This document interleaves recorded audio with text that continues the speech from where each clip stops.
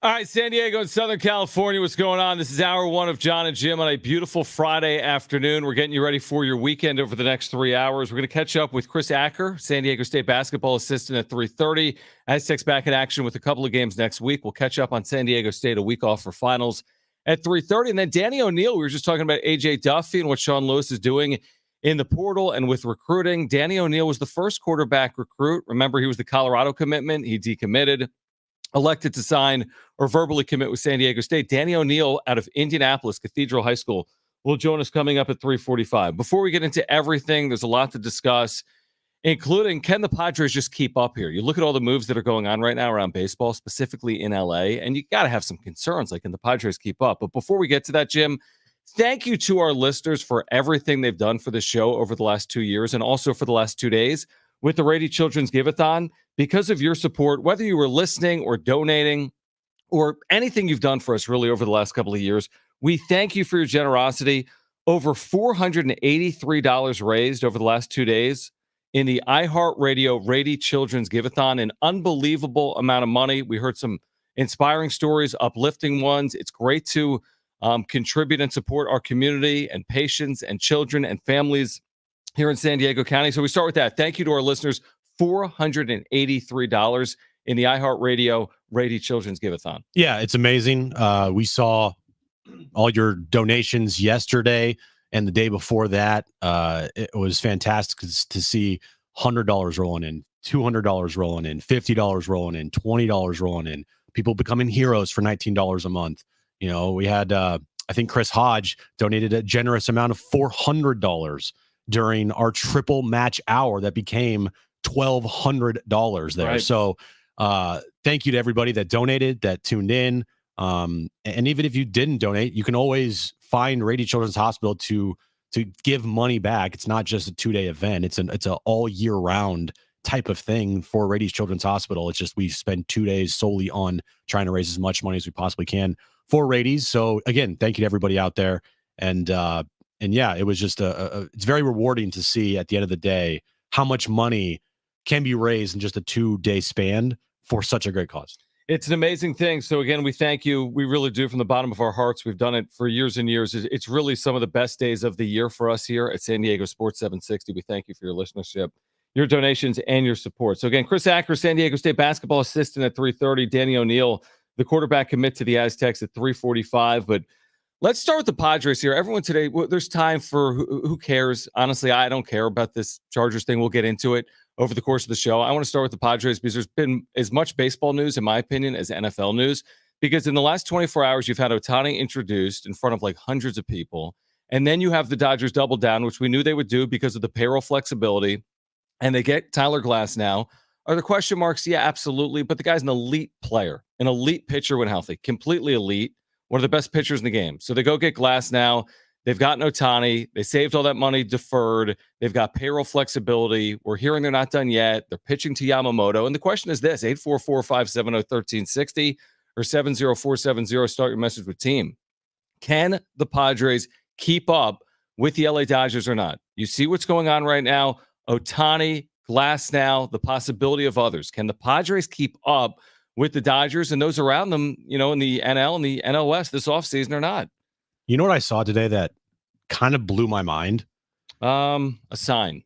No, okay. Not that. Don't worry. I'm not going to make you guess. I'm just going to tell you. Okay. Do you know, John, how many free agents the Padres have signed in this offseason? It is December 15th.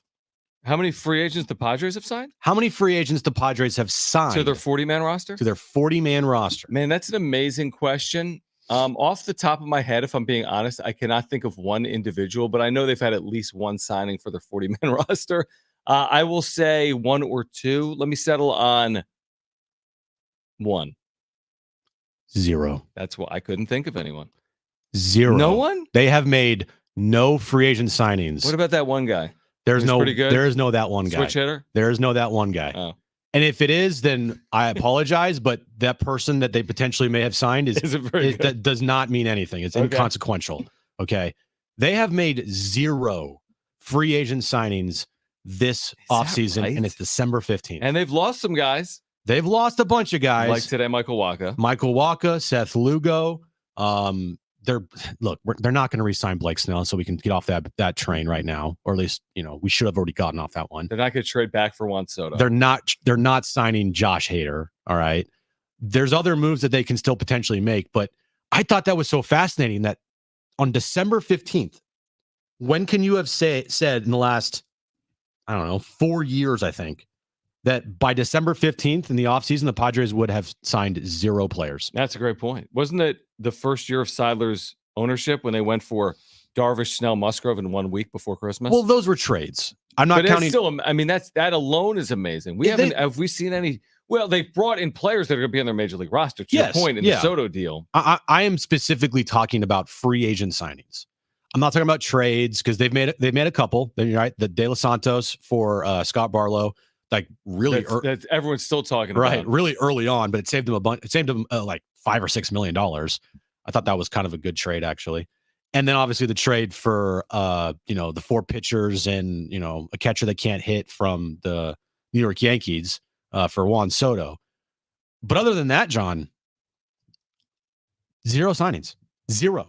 And that to me is basically not only is it very telling to me, it just shows the direction of this franchise now going forward for probably the foreseeable future is all those free agent signings that we were so excited about, the last couple years, that's probably not going to happen anymore. Like, get ready to be disappointed if you are one of those people out there that think they could have signed a Jung Hoo Lee for $100 million, to think that they could have, gone out and traded for Tyler Glasnow and given him a $125 million contract, which I think is actually going to turn out to be a really bad deal for the Dodgers. But the Dodgers always tend to find pitchers and make them into Cy Young Award winners or really good pitchers. They're not going out and they're not going to be signing these mega deals anymore. That to me is over. Well, it has nothing to do with how active they've been in the free agent market, and has everything to do with their actions, and not the fact that they've been actionless. But let me explain. You had an opportunity to keep Michael Wacha, 2 years, $32 million. You elected not to, and he goes to the Royals for 2 years, $32 million. That's all you need to know. What you were saying no to, other organizations are saying yes to. You could have kept Seth Lugo, right? You could have kept Michael Wacha. They elected not to do that because they don't have the resources. They want to go find Lugo and Wacha from last year. They want to go find that diamond in the rough and pay him 7.5, not 15 or 16. And a year ago, they were able to do it, to their credit. Wacha and Lugo and others worked out for AJ Preller. The issue here is this. Blake Snell's not coming back, to your point, and you also don't have Juan Soto. And also, the flexibility and cushion you enjoyed last year with your payroll of $250+ million, everyone agrees. Even if you disagree with the overall number, you might think it's going to be 200 or 220 or 190, not 180. Whatever it is, it's going to be well less than 250. So they're proving it with their actions or their lack of action. They could add Michael Wacha for 2 for 32. The Royals get him 2 for 32. So I'm just, unless there's some grand plan we're missing out on, this huge scheme, this huge trade to address all these needs, I just don't know how they address all these needs the way they were able to do so in years past. It's going to have to be through the trade market. It's going to have to be a little bit of dumpster diving. Yeah, exactly. I just, and I hope I'm wrong, honestly, but I do not see the money that they saved from Juan Soto, that trade, and also Trent Grisham as well, and the money they saved from the Scott Barlow trade earlier in this offseason, and the money that has come off the books with the Haders and the Snells and the Lugos and the Wachas, even though they're not like crazy big deals, right? I just don't see them taking that sum of money and reinvesting all of that into the major league team. I just don't. I think they have a set number, okay? And I think no matter how much money they potentially save this offseason, that set number is not changing. I don't think it is at all. They might have gained an extra couple million here or there. Maybe they've gained 10 million to spend. Maybe that's a player they can find for under 10 million. But overall, I just don't see them going out and spending another 40 to 50 million total in AAV for this season. I agree with that. I think the number is more like 30 than it is 40 or 50. Me too. To keep them under the CBT. Too, yeah. And you still have to ask yourself, to your point, multiple outfielders, multiple starters. How do you even do that? And that's going to be very difficult to do. Now, make no mistake, I think that the Dodgers route here, if I'm being reasonable with it, of course, what they're doing, is blowing other teams away right now in baseball in terms of their offseason. Does it guarantee them anything? Of course it doesn't. And it's not without risk. Even with the ridiculous deferred payment contracts, it's not without risk. And I would just say it like this.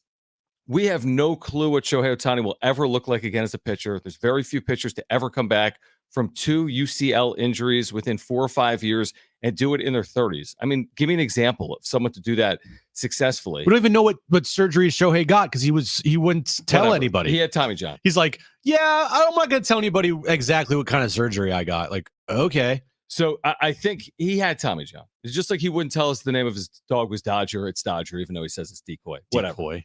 And then it's Dodger. Here's the Dodger other thing. dog. It makes perfect sense. Now, here's what Glass now is elite. The issue for Glass now is he's never healthy. Last year was his season high in innings thrown. This is a guy, you make a signing like this or a trade because of October. That's why you bring in Tyler Glass now. I think they slow play it. I think they realize they don't need crazy innings out of him. They're going to fall out of bed in the postseason. They're going to need him in the postseason. But you have so much money tied up in Ohtani and in Glass now that you're banking on them at the very least being healthy. That's the one thing from a Dodger perspective. You cannot guarantee their health. Ohtani with his elbow, multiple surgeries, and Glass now, who's never thrown like 100 innings in a year. He's thrown 120. He threw 120 innings last year. That was his career high. How old is he? He's 30, right? Is he 30? He's thrown 500 innings. He's 30. That's the race for you right there. Is that not craziest thing you've ever heard? But if any team can unlock a pitcher and get them to their full potential, he's been unlocked. It's like the Dodgers. But he's been unlocked. He just has to stay healthy. He's elite. Better. I like. Yeah, maybe. Like, hey, if remember what we said about Blake Snell, if he went to the Dodgers, he'd be better. Is that possible? Like last year, I feel like he'd be better. Okay. Now I do think that deal is potentially could be just a total disaster, but they can afford it because they're the Dodgers and they have advantages that no other team in baseball has, because baseball loves to make their sport a sport where only certain teams get advantages over other teams, which is a joke. Right. And so they get whatever they want. And is it wrong of me to say right now that I'm already slotting Yamamoto into that rotation as well? Like, I already just, in my mind, I'm like, Yamamoto's already a Dodger. Like, I don't see how he's not a Dodger at the end of this whole thing. Right? Yeah, I mean, I think they are probably the odds-on favorite if it's not the New York Yankees. But Ohtani met with them. I mean, you're not gonna like, Ohtani's got to be the ultimate closer, is he not? I mean, they're on Team Japan together for the World Baseball Classic this past year. Like, I say no. I just feel like he's already a Dodger. So in my mind, you're like, okay, they got Tyler Glass now. They're gonna get Yamamoto. They have Walker Buehler coming back. They have Dustin May. They have random dudes in the minor leagues that will come up and throw 112 miles an hour and be like, where the hell did this guy come from? But so it all comes down to, what we're saying is it comes down to what it came down to in 2021 or 2022. Do they have the pitching to win a series? Didn't against the Padres in 2021. Didn't against the Diamondbacks in 2022, right? They could win 120 games, right? What's the most wins in the history of baseball? Seattle's team, the 116? 116. So they could win 116 games. Does anyone really care if they don't then win in the postseason? I saw the quotes, I think, from Ohtani yesterday saying that I kind of like what they were selling, that we've got one title, quote unquote, in the last 10 years, and we see it as a failure. No, they said, right? That was which basically proves the point that 2020 wasn't legitimate. The Dodgers literally admitted that their one World Series in the last 30 plus years was a failure. Exactly. So my point is, like, there's only one way this team is going to be graded, which is, I guess, again, the Yankees are the same way. It's not like, hey, we made a World Series, wasn't it nice? You have to win a World Series if you're the Yankees. Same thing with the Dodgers. They can win their 116 games, but what are they doing a best of 5 series against the Miami Marlins or the San Diego Padres? Right. So then the question that we have today, like, can the Padres keep up? And I don't mean can the Padres keep up to, like, potentially win the division.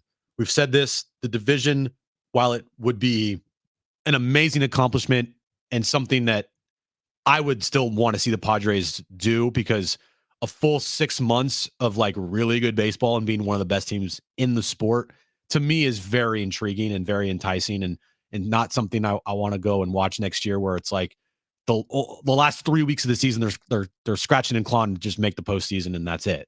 Like, I want to be entertained. Right. Well, I want to see it for you. I know. I get it. I know that's not going to be easy in 2024. I know. So then can they keep up? And by keep up, I mean, like, can they go out in the free agent market and find the players that are going to help them get to the postseason? And then in the postseason, like, eventually have to get past the Dodgers again. Can they do that? They did that in 2022.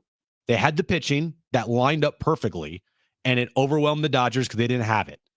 But can they keep up to a point where if they make the postseason this upcoming year with 84, 85, 86 wins, which is probably what they're going to have to do, and they end up facing the Dodgers, can they keep up and can they do what they did in 2021? Well, that's, to me, I don't know, man. Well, let me say this. Yeah, sure. There's reasonable skepticism, right? We sit here on December 15th, literally 9 months before the postseason for next year. And of course, you'd be skeptical when you look at this on paper. Now, I would say this. If there's one thing a team would have going for it against the Dodgers in a short series is the Dodgers have been awful the last 2 years. So they're sitting with that. They'd be sitting again, right, with the week of rest after winning a division in this hypothetical, which has not served them well over the last couple of postseasons. And oh, by the way, Shohei Ohtani's not pitching for you. True. And we have no idea if Tyler Glasnow is going to be healthy October 12th, 2024. Or Walker Buehler or Dustin May. Exactly. So they have really been done in by a lack of starting pitching in October, and teams have taken advantage of it. Padres and the Diamondbacks. There is no way right now, while I'm skeptical that the Padres are beating the Dodgers next year in the postseason, I'm also skeptical that the Dodgers can make a run next year in the postseason just because of what they've done this offseason. Because they're going to have to answer a lot of questions. Mookie Betts doing that 3 or 4 game series against the Diamondbacks. Go hitless? Nothing. What did Freddie Freeman do? Have one hit? Nothing. They combined to go what? 1 for 30, something like that. So they got to go prove it on field, and those expectations are going to be real when they get back into that spot in the middle of October next year. Yep. And then, like, the Padres, they have so many question marks still. So many question marks. December 15th. There's time. There's time to do this stuff, right? Who knows? Maybe next week, Preller Christmas Day annoys everybody and makes a move on Christmas Day. Boom. But until those moves actually happen, we have to sit here and wonder what's the direction, what's the plan.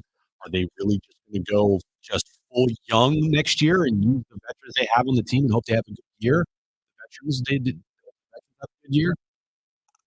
To me, I don't see it because it hasn't worked before with this team. So why should you think it's going to work now? But they not let Michael Walker go, but essentially they let Michael Walker go for the exact same money he signed with the Royals. They let Seth Lugo go for pretty much around the exact same money that he signed with the Royals, which is kind of interesting. The Royals spending all this money now. And they don't have pitching. You can say they do, but I got to see it first. I mean, does anybody have like 100% faith that Michael King is going to go out next year and be really good for them? I don't. I have to see it. Same thing with Darvish, who has been hurt, and Musgrove. So they have a lot of questions. You see a lot of these players go off the board. And to say that on December 15th, they have signed 0 free agents, that's wow. That's very interesting. I'm not waiting for any splash. I think there are people waiting for a splash. That's my point. So it doesn't matter to me if they've signed 0 free agents. Because if we both agree that they're not going to make a splash, they're going to fill out the roster. I don't think it's going to be a sexy way to complete the roster. Now maybe via trade you can get savvy and you can do something to excite some people, but I think they're banking on this. We've got 3 legitimate hitters in our order that need to bounce back. We've got top of the rotation guys in Musgrove and Darvish. We've got Michael King as our 3. We have enough to put ourselves in the conversation to make the season. And we don't have to do the splashing move. We don't have I'm not to saying make splashing the move at all, John. signing. I'm not saying you are either, but I'm saying that just because it's December 15th and they haven't signed a free agent, that doesn't bother me because I'm not expecting anything significant. Nothing. So if they signed Garrett Cooper to a 2-year, $25 million deal, I consider that something. No one does. That gets no play. You think if Garrett Cooper? I'm not talking about play, John. I'm just talking about like signing a player that can help your team next year. Well, they're obviously going to do that. They're going to complete their roster. I mean, that's obvious. But to have it be December 15th and they've done none of that. You think they're going to sign a 2-year, $25 million deal for Garrett Cooper? I don't know. You just said you didn't think they'd spend $10 million per year on it. $25 million, 2 years. I mean, look, $10 million on a player. I think they could do that. I don't think they're going to hand out $100 million contract is what I was Well, saying. no, they're not. They're definitely not gonna hand out $100 million contract, but I mean, they're definitely gonna I don't I also You have more faith than I do, which is not weird. really. I Like, mean, they're gonna do it, it's fine. well, they're gonna finish the roster and Garrett but by the way, I don't think anyone's gonna be jumping for joy or calling the ticket office when they sign Garrett Cooper to a 2-year deal. That's what I'm saying. Right. I'm not Don't you saying agree? I agree with that. And I'm not saying that anybody should or would do that. I'm just saying to fill out the needs on this roster, okay, there's a lot of them. Would you agree with that? 100%. I don't think they can address them all. You agree? I don't think they can address them all Yeah, either. they won't. I mean, They it's not need to gonna be they need to address at least some of them. and they will. And On it's December not gonna be as sufficient as that's why can they keep up with the Dodgers? It's not gonna be to the same level as other teams are doing around them. There's no Jung Hoo Lee on this roster. There's no Tyler Glass now. Like, it's not gonna look as good as my Yeah, I know, we agree with that too. They're not a better team today, and they're not a better team, paper than they were last year. Now, of course, the team went out and played a crap all season long, but going into next season, the holes that they have, none of them have been truly all filled yet. You can say that they filled a lot of holes with the Soto deal. I, don't see it they also yet. created a massive one. I don't see it. You just right. You got a number 3 starter, and you lost your best hitter and your center fielder. I don't know what we're arguing over, but Chris Acker, San Diego State men's basketball, will join us on the other side. Danny O'Neil, quarterback recruit to San Diego State, will join us at 3:45. Stay with us on Jon and Jim.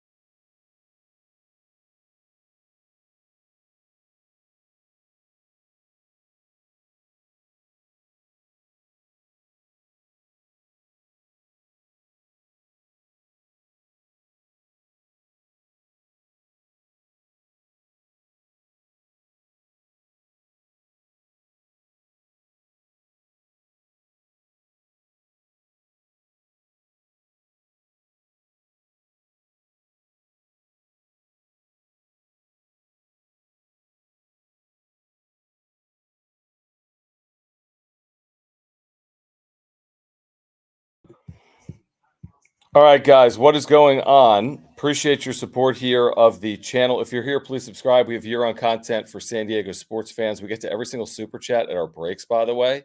So if you want to support the channel, if you want to interact, we'll get to those at the break like we're doing right now. Like this one from our buddy Callan. Thank you, man. Appreciate it.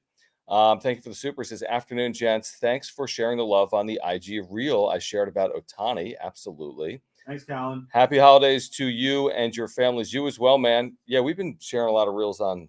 John is like, I'm like Mr. all Reel. into reels now. I did some reel where I like ripped into Otani and like we had two actually. One where you were like this deal's unfair, and another where I'm like this deal's unfair, and it had like ridiculous traction. The Dodger fans like freaking out. Yeah. But yes, so appreciate you hanging out, man. Thank you for the super chat. Happy holidays to you and yours as well. Thanks, buddy. And then JD Gacho, thank you, man. He says he's going to miss the mom and pop thrifty 2023 Dodgers. They weren't overly thrifty. I think they were fourth in baseball in spending a year ago. They're not. They weren't thrifty. They weren't over, but I think he's being facetious. But I mean, man, they're going to blow by every threshold you think you could blow by in 2024 in an effort to win. We'll see if it works. JD Gacho, thanks. Thank you again, guys. If you're here, subscribe. Year-round content for you. Smash the like button for us. We'll get to supers at the breaks. Click the $ below the chat box, and we'll be back in a moment.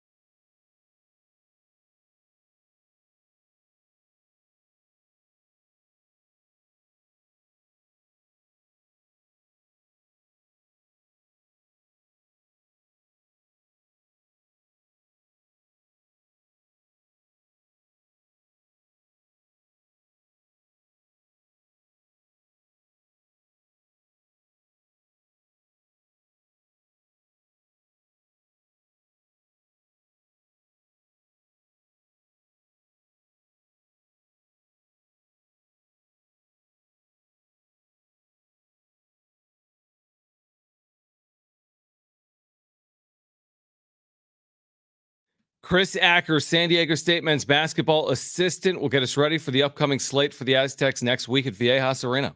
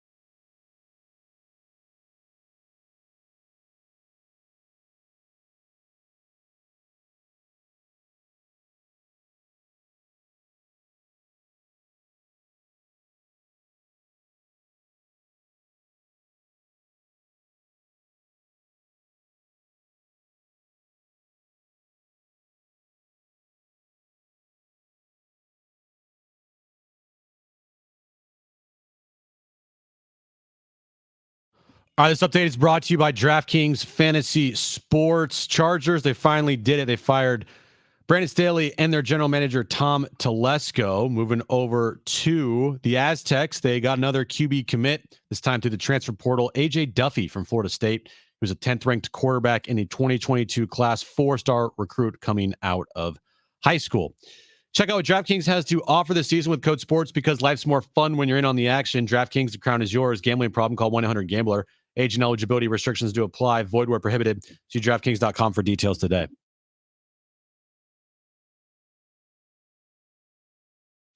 All right, Jon and Jim back with you on this Friday afternoon, talking some Aztecs basketball and football over the course of the next couple of hours. Always great to connect with Chris Acker, San Diego State men's basketball assistant. The Aztecs have been off for the last week. They'll return to the floor on Tuesday at Viejas against St. Catherine.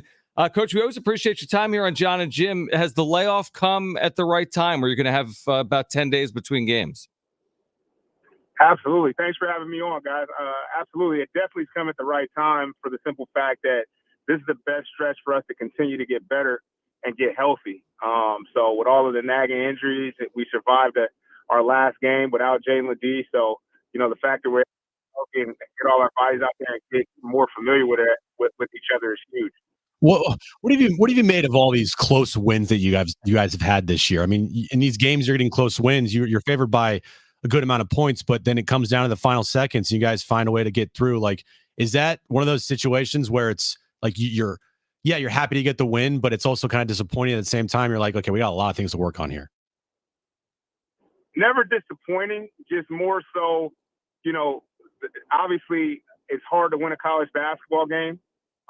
And all of our opponents, they come in, and whoever we see on film is never who we play against every single night. So some of that is new guys understanding, what they're up against in terms of the competition they're going to play against every single night, wearing that Aztec uniform and what that means to the opponents. And also that part of that is, us continuing to get better as a team. But when you walk out of a gym, regardless of who you're playing with, a victory, you got to be excited about it because of the work that you put in leading up to it. You put in enough work to ultimately get that game done. Chris Acker's with us right now, San Diego State men's basketball assistant. Again, the Aztecs get St. Catherine Tuesday night at Viejas Arena. Ticket to goaztecs.com. What did you learn from a team perspective about the way the team played last week against UC Irvine without Jaden Ledee? Well, first of all, it's really good. I don't want to call it experience because we're in the middle of the season, but those guys needed the reps. Guys need to know what they're doing and know that, like, it's important that when you get your opportunity that you're ready to go. And so from the standpoint of us as a program getting better, I mean, last year we made the run because the four guys off the bench that played a significant amount of minutes got better as the season went on. And so we're only going to be as good as our depth. So, it was a great opportunity for the guys coming off the bench to show that they can contribute, but also feel our energy as a coaching staff and the importance of every possession.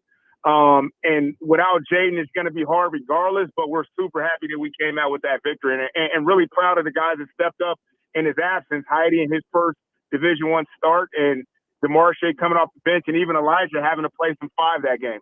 One player that had a breakout game for you guys, Jay Powell, 15 points over the weekend. Like, for him, his growth so far, what have you seen from him this season? I know he was dealing with a little bit of an illness there a couple weeks ago, but to have a little breakout game for you guys, how good was that to see? When you have a guy like Jay Powell on your roster who's just getting acclimated and starting to, see exactly what you're asking him, it can be challenging both from a coach and a player standpoint because we're demanding more of himself than he even demands. So, what we've seen over the last couple of weeks from him is just his focus and intensity. And if you look at it through the eyes of a coach, you can see it when he's out there on the floor and he's competing and he's defending and he's playing hard and he's rebounding the basketball and he's doing all those energizing things. And what you've asked me was starting to happen. It's exciting. And so, he's also putting in the work and in the gym working on his game, but nothing transitions better than effort and energy and playing with emotion and passion when you're out there on the floor. And he's done it in practice leading up into those games. And so we were happy that, he had success in those games because now he can continue in that direction moving forward. He had some remarkable plays in that game, including a late offensive rebound, a key part of San Diego State coming back from 4 or 5 down in the final minute to beat UC Irvine. Chris Acker's with us right now, San Diego State men's basketball assistant. Coach, you know how good the Mountain West is. You know what type of battle you get each and every night, no matter who you play, based on the successes San Diego State has had. So to reach your collective team goals, what are the areas in which San Diego State needs to get better in? Well, rebounding number one. That's the most important thing for us is we've got to hang our hat. Obviously, we hang our hat defensively, but we got to finish possessions with rebounds. And so we're getting better defensively. Now we're really, really focusing in on making contact on blockouts and then, just going to pursue the basketball, but also not putting so much pressure on ourselves offensively to where the ball's got to going in there, making some instinctual plays, getting offensive rebounds and either scoring or kicking it out to shooters. But that's priority number one for us as a program. Micah Parrish, game winner for you guys against UC Irvine. He's shot really well from three-point line this season. His game, it feels like he's blossoming into more of an all-around player. Do you agree with that on the defensive side of the ball as well, offensively? Yeah, I mean, he's in his second year, so I think he's comfortable with what we're calling. He's comfortable in our system defensively, and so he just allowed himself to be. Went through a tunnel. Chris, we lost you for a moment. Oh, I just said he's doing a very good job of just playing within himself because he's super comfortable on what we're doing defensively. And we're just asking Micah now at this point to be an elite offensive rebounder because he's so good when he goes. And we've seen that in that game over at UCSC when he went to the offensive class. That was a huge reason why we won that game. So, we're asking him to get better in that area, but he's doing a tremendous job of helping us from a competitive standpoint and burying shots also. Chris, before you go, 2 games in 3 days. You've got the St. Catherine game, non-Division I opponent, and then 2 days later you have Stanford at home, and Stanford has been much improved this year, regardless of what some of the metrics might say. They've been in a number of very close games. So what's critical here as in terms of how you approach Tuesday as kind of a prep game to get ready for what you have coming on Thursday? Well, you know this deal. There's no prep game. And we're going to respect our opponent. And then, when that game is over, hopefully we come out with a victory. We still expect Bayas Arena to be packed for that game. And then as we get ready for Stanford, again, like I said at the beginning, whoever we're watching on film, as good as they've played, they'll be a different team in that game on Thursday night. And the fact that we beat them at their place last year, and a lot of the same guys outside of the starting point guard is back. And I even think they may have upgraded a little bit at that position. It's going to be a challenging game on that game as well. So we're going to get ready. We've gotten ready the last couple of days by preparing well, and so we got to continue these next stretch of practices with that killer instinct. St. Catherine, Stanford, a week off, then Gonzaga in Spokane to finish non-conference play for San Diego State in 2023. Chris Acker, Coach, we always appreciate it. We'll see you out there next week, Tuesday night at Viejas. Thanks for doing it today. I appreciate it. Thank you so much for having me on, and go Aztecs. That is Chris Acker, San Diego State, fifth-year men's basketball assistant. Let's step aside because Danny O'Neal, Aztecs quarterback commit from Cathedral High School in Indianapolis, will join us on the other side. Decommitted from Deion Sanders in Colorado to join Sean Lewis at San Diego State. Danny O'Neal joins us next.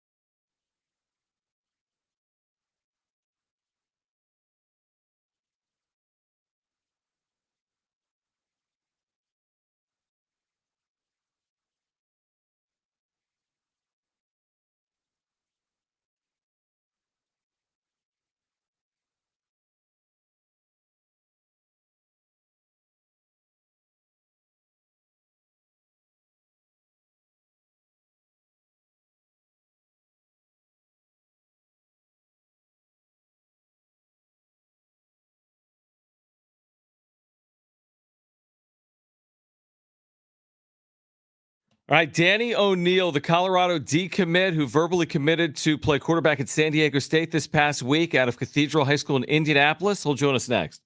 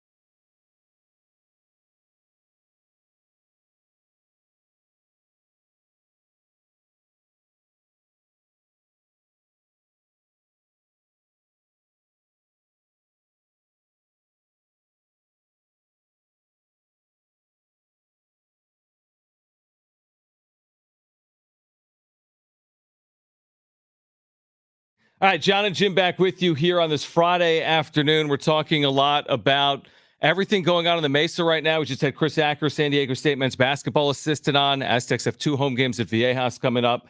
And right now, Danny O'Neal, the highly touted quarterback out of Indianapolis who had a dozen plus Power 5 offers, was committed to Colorado, decommitted when Sean Lewis left. Sean Lewis becomes the head coach of the Aztecs. You know the rest of the story. Danny O'Neal has verbally committed to San Diego State. He joins us right now on Jon and Jim on the home of the Aztecs, San Diego Sports 760. So, Danny, first of all, congratulations and thanks for hopping on. And what made San Diego State the right fit for you? Yeah, thanks for having me on today. There's a whole lot of things that led to the decision of me coming to San Diego State, and really it came down to the people. Obviously, I had a great relationship with Coach Lewis, but coming out here last weekend, it was great. It was great to just meet the rest of the staff, get comfortable with them, and then be able to see what the rest of the school had to offer. What was the highlight for you visiting San Diego? Now, have you ever been to San Diego before previously? No, yeah, that was my first time in San Diego. I was in LA over the summer for the Elite 11 finals, but that was my first time in San Diego. But I'd say the highlight was just being able to see everything that the school had to offer. I knew that me and Coach Johnson and Coach Blue were all going to click and all going to, feel how we've been feeling about each other. But really just seeing what the school had to offer, and obviously being 72 and sunny all weekend didn't hurt. Did not hurt. Yeah, I have a feel. Let me guess, Danny. We're 10 days before Christmas. You're in Indianapolis right now. My guess is it's not hot. What is it? 30 degrees, 40 cold. degrees? Yeah, it's about 35 right now outside. So yeah, it's going to be a nice change to come to 72 every single day. No doubt about it. Danny O'Neal is with us right now. Again, a verbal recruit commit to San Diego State. The Aztecs, of course, have a brand new head coach in Sean Lewis. Now, you've had a relationship with Coach Lewis for the better part of the last year, right? Because he was at Colorado. He was their offensive coordinator. You were committed to the Buffaloes. Talk a little bit about, if you wouldn't mind, what makes your relationship such a strong one with Sean Lewis and how you envision yourself playing quarterback in his offense? Yeah, first off, it started off on the right foot. We connected on a lot of things outside of football. He's from south side of Chicago. So there's just a lot of things in our lives that are very similar. So we got to know each other, not just in the football realm. So I was just very comfortable with, trusting him to be my quarterback coach and be my coordinator while he was at Colorado. And then I was, one of his first calls when he got the job. And I was actually one of the guys that knew he was going to leave Colorado before he did. So, the trust that he had in me, and just him, staying in constant communication with me and informing me about everything that was going on his end, just, really made sure that, or really checked the box that, he was the guy that he said he was. And sorry, Danny, cut you off there. Sorry to cut you off, Danny, but talking about your game and, Sean Lewis's offense, we know it can be a fast-paced offense. Kent State, we saw it at Colorado as well.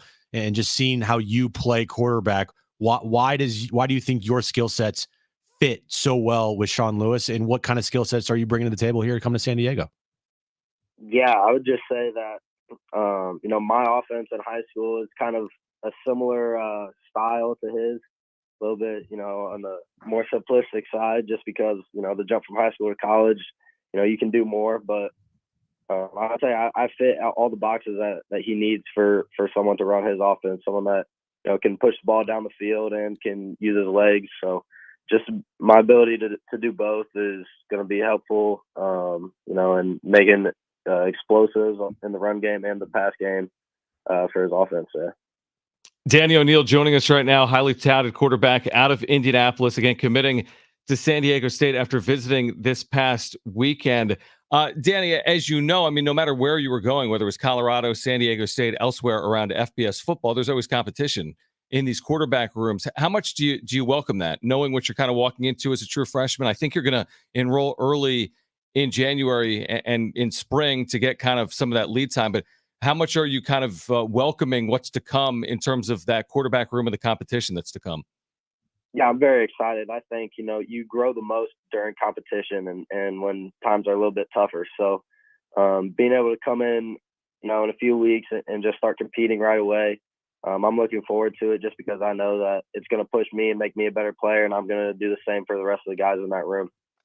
Danny, for you, goals, what are your goals here at San Diego State? And are you going to be trying to vie for that starting job right away? Or do you have long-term visions here of just growing and getting better every single year? And when your time is right, when your number's called, you're going to be ready to go. I would say that, it's a dream to play, sooner rather than later. But I know when my time is right, I'm going to be ready. Whether that's this next upcoming year or if it's a few years from now. But I'm ready to compete every single day and just push myself to get better. And, in the future, I definitely see San Diego State, holding up a, Mountain West trophy, going to some bowl games and, with the playoffs expanded to 12 teams, if we have, an undefeated year, there's no way they can't keep us out of that. So just being able to make a push for the playoffs in a few years is another thing that, is on my mind and is something that I want to do and bring to the program. Aztec fans love hearing that. I'm curious to get your impressions of Snapdragon Stadium. It's only been open for a couple of years, obviously being from the Midwest. Probably before Sean Lewis taking the job at San Diego State, you never envisioned yourself playing in Southern California. So what did you make of the facilities and specifically the football stadium, Snapdragon Stadium?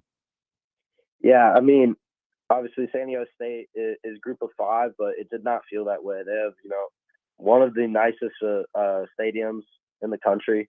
Brand new, super exciting things in there. I know it gets rowdy on game day. I know Coach said that he wants to sell out, more games this year, and obviously that'll come with more wins. But the rest of the facilities are also very nice. You have everything that you need. And, it might not be as flashy as some of the top programs in the country, but, it's going to get the job done and it's going to, help us improve every single day. And, got a great weight room in there with Coach Sobel. leading the way. So being able to get after it in the weight room, in the film room, all that stuff, it's just going to make our team better. Danny, before you go, for our listeners, tell us a little bit about what's to come for the next couple of weeks, right? Because if you enroll for spring, you're going to be in San Diego by what, early to mid-January? It's already the middle of December. You're in the Midwest. So what do the next couple of weeks look like for you as you get ready to venture out west? Right.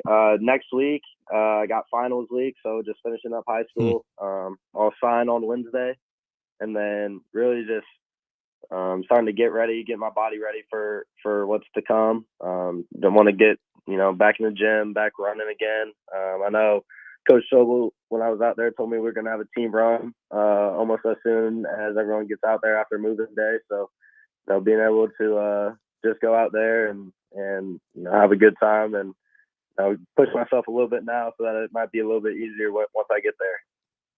Probably a good decision. Yeah. As opposed to just, whatever. I'll figure it out when I get there. Right. Danny, congratulations on everything. Aztec fans are thrilled about your decision to come out west. As Jim and I could attest, San Diego is one of the great places, not just in the country, but in the world. We think you're going to really enjoy it. And congratulations on your decision, and best of luck over the next couple of weeks in the Midwest. And we'll see you out here soon. And thanks for doing it. Sure. Thanks for having me. All right. Danny O'Neill, again, the highly touted quarterback out of Indianapolis that has chosen San Diego State over a number of Power 5 offers, including the University of Miami that came in with an offer he was considering visiting as late as this weekend. I'll tell you what, man, kid's got a good head on his shoulders. He certainly does. Yeah, he was really well spoken. I mean, if he has goals and aspirations to play in the NFL, like, he's starting off on a really good foot. Yeah. And going forward, knowing that, look, this thing might take a little time, but I want to compete as early as I possibly can to be out there for this team. But I'm not going to be one of those guys that's like, I should be starting right now. Like, knowing that it's a process, and he trusts in Sean Lewis. I mean, one thing that was interesting there, and we could easily put 2 and 2 together now. The day that he decommitted, he knew Sean Lewis was gone, and he did it for Sean Lewis. All the likes on Twitter, all the stuff that he did socially, right? Like, it felt like he was always coming here. There was not a situation, unless something bad happened during his visit, he was always going to follow Sean Lewis wherever he went.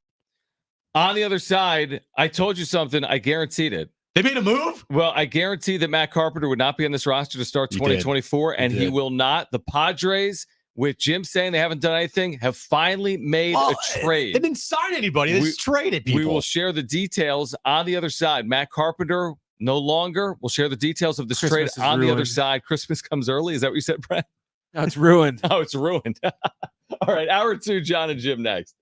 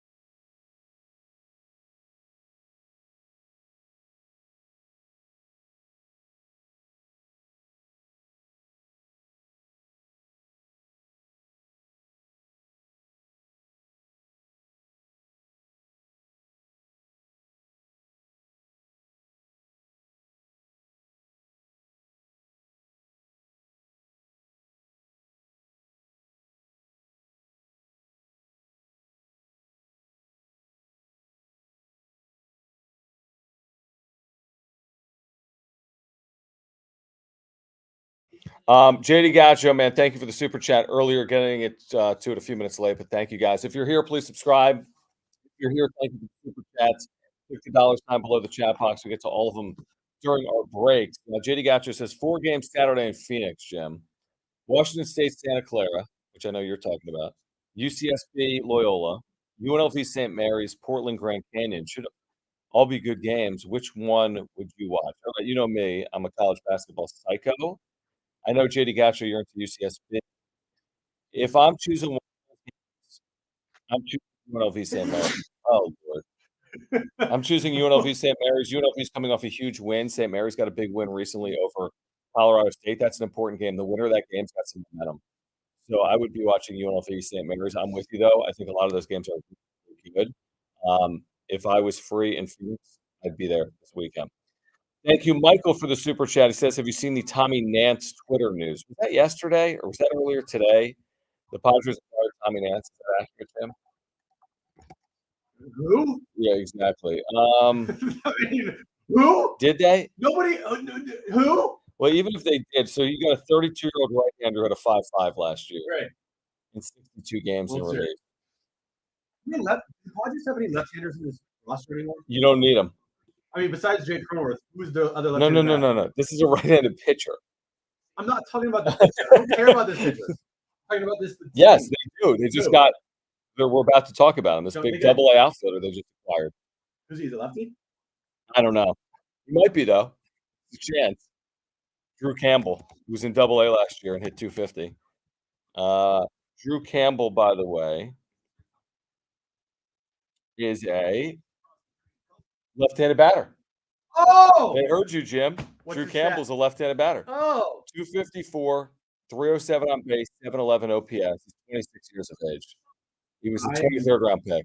I don't see the value. We'll talk about this coming up. They got rid of Drew Carpenter to free up money. That's what happened. We'll talk about that. Did they free up money? Ooh, that's called a tease. We'll be back in a moment.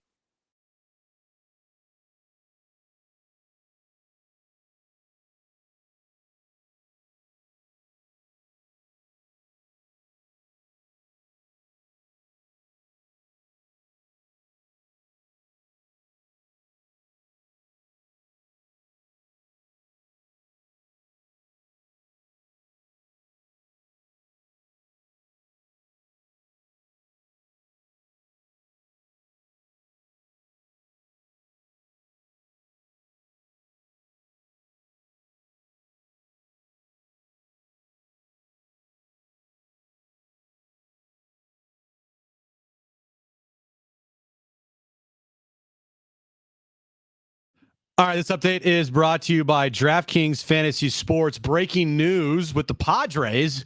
John, they have made a trade. Ready for this? Yeah, I'm ready. They have traded for outfielder Drew Campbell from the Atlanta Braves in exchange for designated hitter / infielder Matt Carpenter and left-handed pitcher Ray Kerr. Also, cash considerations. Soto who? We'll be talking about that coming up next year. Other trades in baseball yesterday, the Dodgers traded for Tyler Glasnow and Manny Margot from the Tampa Bay Rays, and then signed Tyler Glasnow to a 5-year, $125 million contract. And Aztecs news, they got another quarterback. We just talked to one of them, Danny O'Neill, AJ Duffy. He's coming to San Diego State via the transfer portal from Florida State. Check out what DraftKings has to offer this season with Code Sports, because life's more fun when you're in on the action. DraftKings, the crown is yours. Gambling problem? Call 1-800-GAMBLER. Age and eligibility restrictions do apply. Void where prohibited. See DraftKings.com for details today.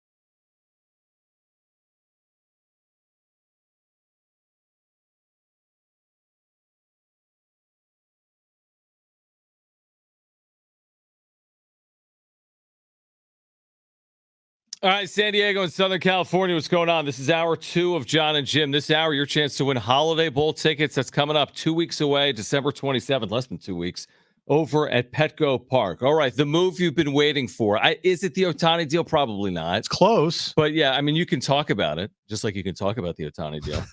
Jim just said it. Drew Campbell. Who? I hate to say this. I don't want to be like the Grinch. To do it. You're wearing green I'm gonna today. do it. I hate to do It's this. like a greenish, like green and blue, right? You can see it on YouTube.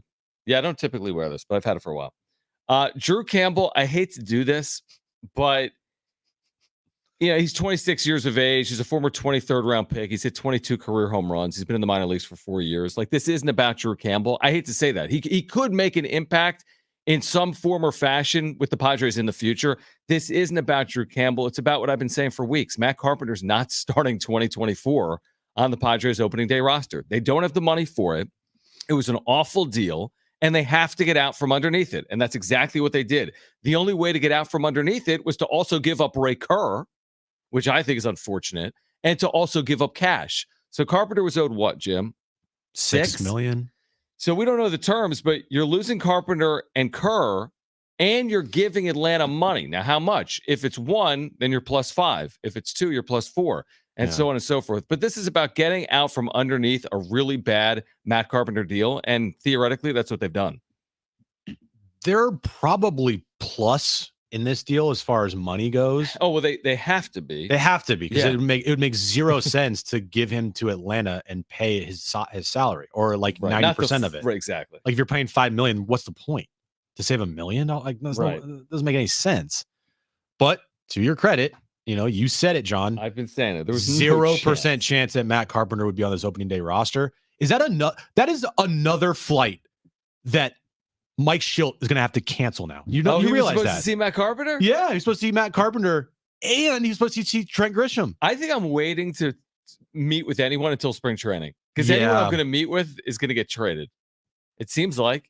I mean, wasn't he supposed to meet with Soto? Yeah, and Grisham, and I mean, I would meet with Drew Campbell, I guess, the 26-year-old that's coming over in this deal. I don't think Drew Campbell is going to be flipped in this deal, but yeah, I mean, cancel another flight. It's like, you don't want to be on the itinerary for Mike Schilt, because if you're on the itinerary, you're right. You're probably going to get traded. That's a good point. Like, you're probably not going to be here. Juan Soto, Matt Carpenter, right. Trent Grisham. I mean, Jake Cronenworth, who I think he's already met with, is probably sitting there like, I'm safe. I'm safe. Oh my gosh, I'm safe. Is he? So far. But how many left-handed bats do they have in this lineup right now, John? I count 1. Well, there's Cronenworth. I know. I count 1. I'm not saying that Matt Carpenter or Trent Grisham were anything special, because they weren't. But you have no left-handed bats of any consequence in this lineup on this roster. Give me one left-handed bat right now on this team that like makes a difference. But you know what I'm going to say? They don't. You know what I'm going to say, though? They're going to get one. It's December 15th. And they're going to get one. Well, they will. And they just got one. Drew Campbell. Plug him in. This is basically the next Juan Soto. You plug him into left. He's 26 years of age. Yeah, he's a year older than Soto, but he's a left-handed hitter. This has nothing to do with Drew Campbell. I don't think it has a lot to do with Ray Kerr. I think the Braves are getting something for taking Carpenter, and they're getting some money. It's a flyer for the Braves. You're getting Ray Kerr. You're not paying the full $6 million on Carpenter. Maybe he can find something for 100 games or something like that. I mean, he didn't even play for the Padres last year. We had all kinds of discussion about that. He literally didn't even touch the field for weeks on end. So there was no scenario he was coming back. Everything AJ Preller has done so far is to free up a lump sum of money. Now, what do they do with the money? For what? That's my question now. A pizza party, skating. Well, I mean, they have to get Gallagher Square finished before the next season. I doubt it. Say we need $3 million more for Gallagher Square. Like, go actually, free up $3 million bucks. Another one. Give me some more money. Add 2 more on that for me. Right. I mean, they have a lot of renovations they still have to do. It has nothing to do with Gallagher Square, dude. But if you're asking, hey, what's the plan for the Padres offseason? Where's the plan? It's clearly shed as much money as possible. And get rid of these horrible deals, these horrific deals. Now, Matt Carpenter was a horrific deal. I'm not saying that they've gotten rid of a bunch, but like Matt Carpenter, horrific deal, bad player, got rid of him. Good. Trent Grisham, no, I mean, just nothing. He does nothing for you offensively. He's regressed every single year. Get rid of him. Scott Barlow, thought he pitched pretty well he was here. fine, yeah. But way too much money. Got rid of him. Yeah, got rid of point. him. Yeah. Seth Lugo, can't pay him that money. Too much money. Didn't re-sign him. Waka didn't re-sign him. Too much money. Soto, too much money. Snell, too much money. Hader, too much money. There's a theme there. Like, how much money is that? It's a theme, and it's basically all of this money being shedded away or not spent because they can't. Well, that's the question. The question now is what is on the other side? Like, we started the show by saying, hey, they got this money, but how much do they have and what are they going to do with it? And nobody's waiting for them to have an offseason like the Dodgers. I mean, let's not be idiotic about it. You're not going to see Tyler Glass now. You're not seeing Shohei Ohtani. Shoot, we're not going to see Jung-Hoo Lee, who got $100 million with the Giants. But what are we going to see? I mean, you don't just free it all. I would say this right now, Jim, and I don't think it's happening. If it's just all to be freed up and then everyone in the place of these players are just rookies or, low-level players acquired via trade, that's a teardown for me. I know you have Machado, Tatis. No. Yeah, it is. How? It's a complete teardown. If you go from 250 and don't backfill any of this money you're saving on Soto, on Carpenter, on Grisham. But those players are like a wash. You didn't want them on the team anyway. What are you talking about? I want Soto. No, Matt Carpenter, Trent Grisham. Yeah, but I want the money. Okay, there's only one player that so far is Juan Soto. That's the only player. Oh, yeah, just a Hall of Famer. That's a big one. That's a big one. He also makes $33 million. Right, and they still have Manny Machado and Fernando Tatis Jr. and Xander Bogaerts and Hassan Kim. Yeah, but I'm telling you, and Trent, you can't take 250 to 150. You can't take 250 to 150. I agree, you can't. But to me, that does not signal. But that's what I'm saying. I think they're going to spend tear down and rebuild. But 250 to 150 does. I'm telling you, that is a complete tear down and rebuild. Nope. Yes, it is. How? You can't have Darvish, Musgrove, Randos. Those three. That's not a rebuild because they still have those lineup. Players. If they got rid of those players, that's a rebuild.